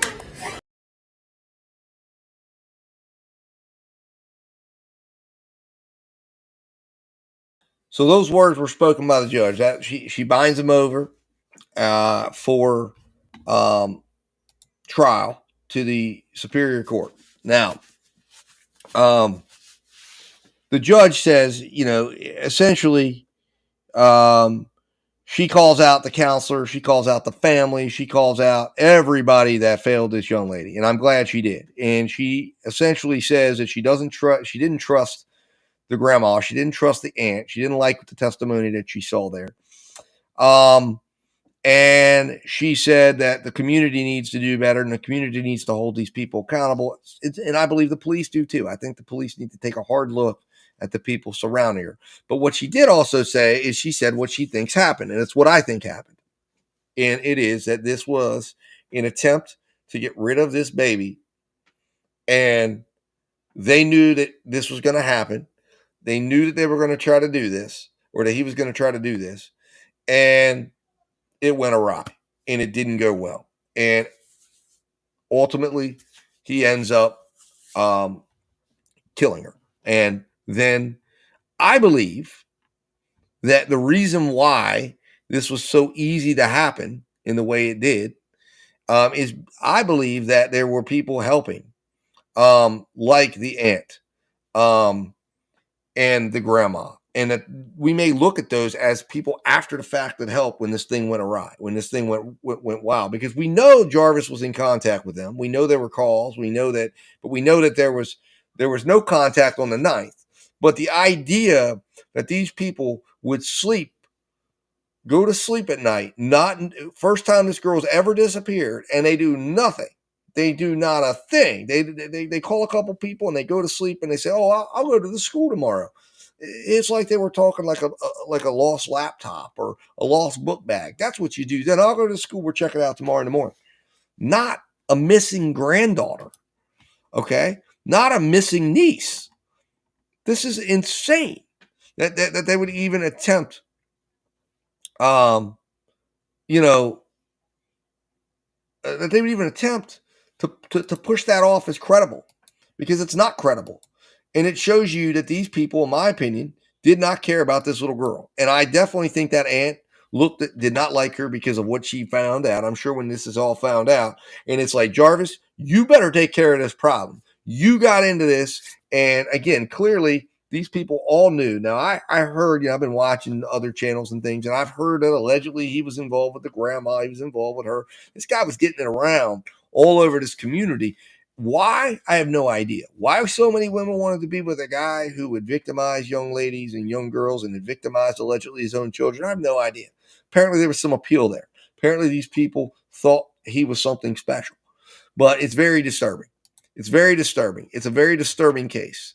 And in my opinion, I think that there needs to be a broader investigation. There needs to be an investigation into who was helping him, and who helped him, and who knew what. And I would, Nikki G, I agree with you. Nikki G says the auntie probably encouraged him to do the at-home because she felt like that was taking her man. It is. It's absolutely sick. It's disgusting. And Mawink Gordon says, you don't wait 24 hours to file a missing kids report. It would have abso-freaking-lutely 110%. This is, the fact that these people now you have to understand, prosecutors, they do this stuff. Like, they put these people on the stand because now they're on the record.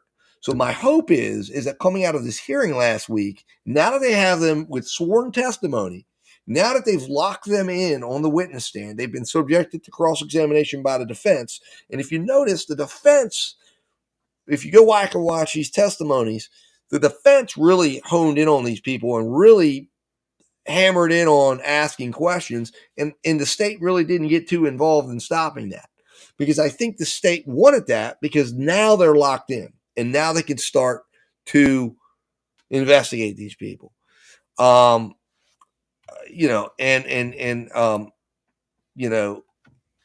says this case is hard to watch. It absolutely is. It absolutely is. And it's sad. It's terrible because, well, thank you. I was taking a risk there to try to see if I could pronounce it right. So I'm glad I did. Notice how the auntie said she passed out missing person flyers because she was told, not because she wanted to. No, listen, these people did not show 1 ounce of sadness. I mean, and that was disturbing.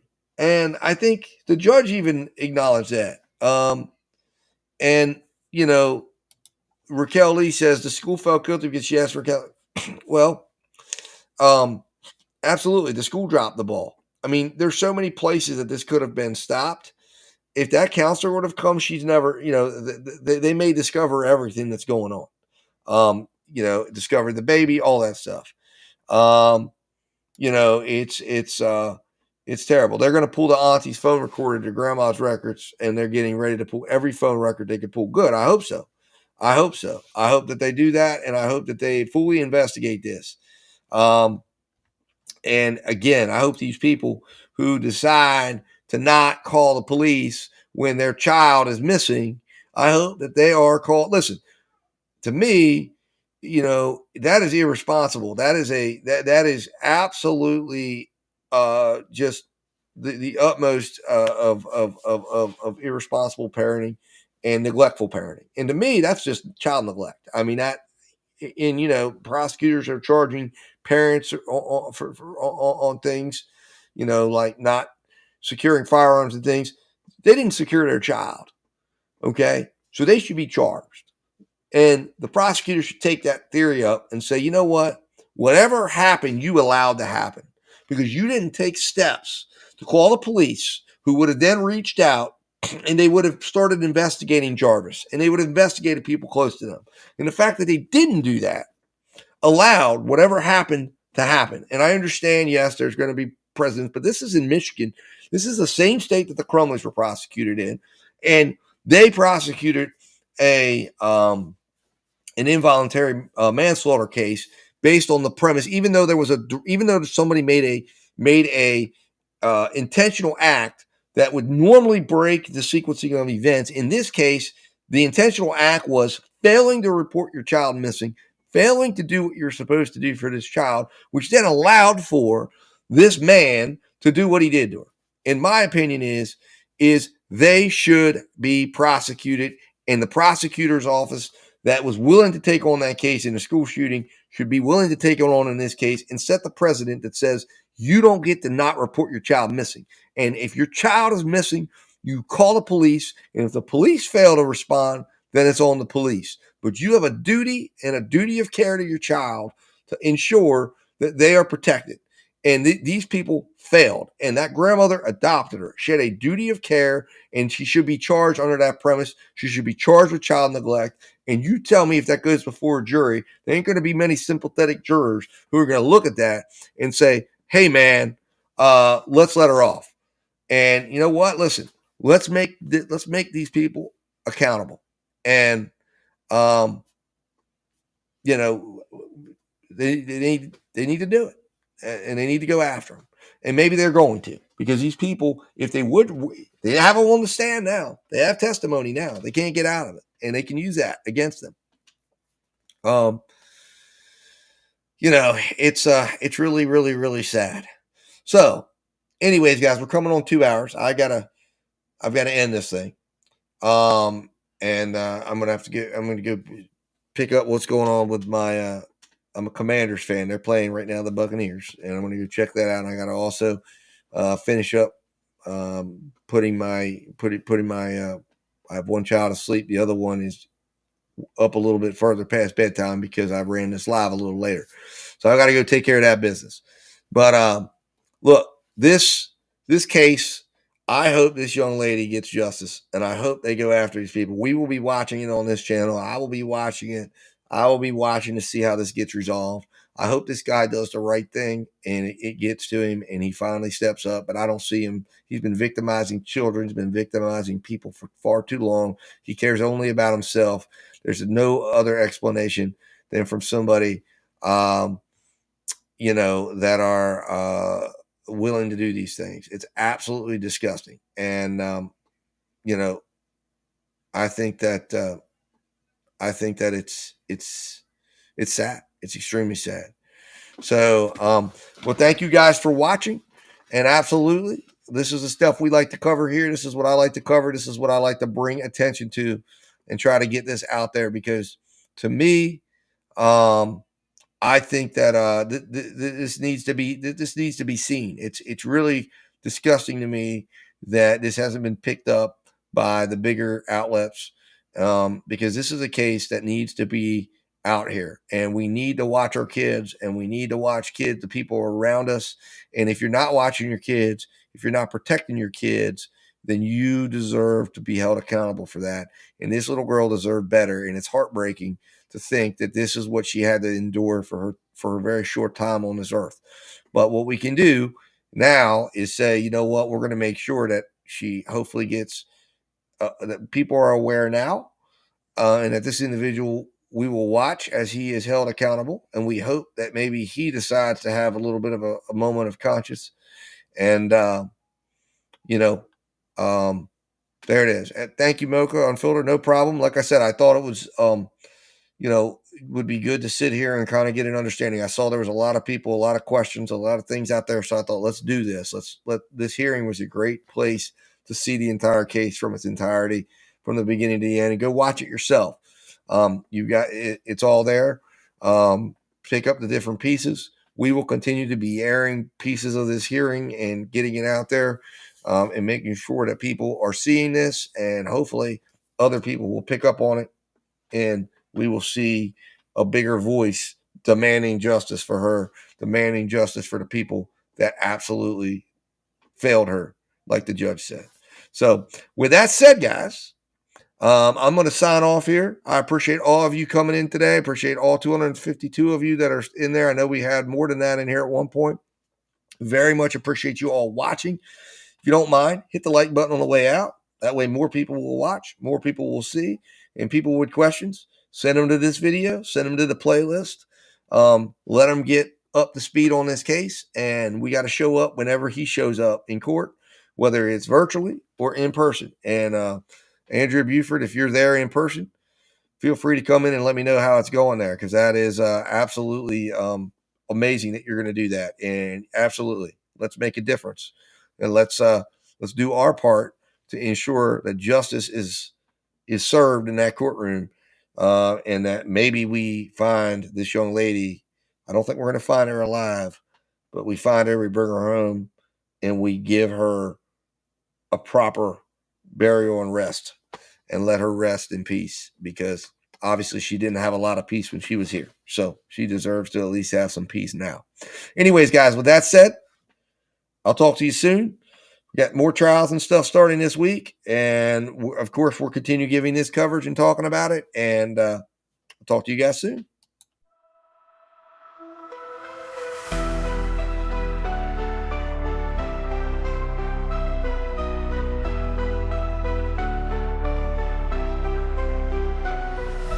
The system's rigged, man, it's time to break free.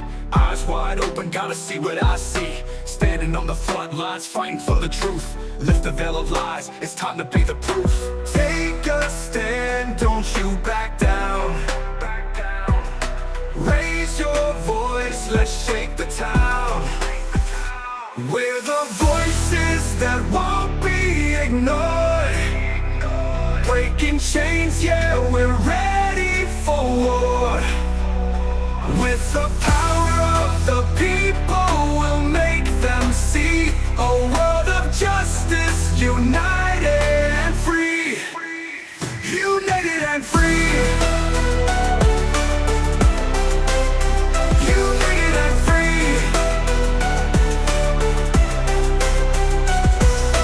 Marching with a purpose, we're taking it higher. Fighting through the struggle, igniting the fire. No more silence, we'll make the noise loud. Together in this battle, standing strong and proud. Injustice fades when courage aligns. Rise up together, break the confines. We're the voices that won't be ignored. Breaking chains, yeah, we're ready for war. With the power of the people, we'll make them see a world of justice, united and free. United and free. United and free. So rise up now, it's our time to shine. Together we'll write a new paradigm.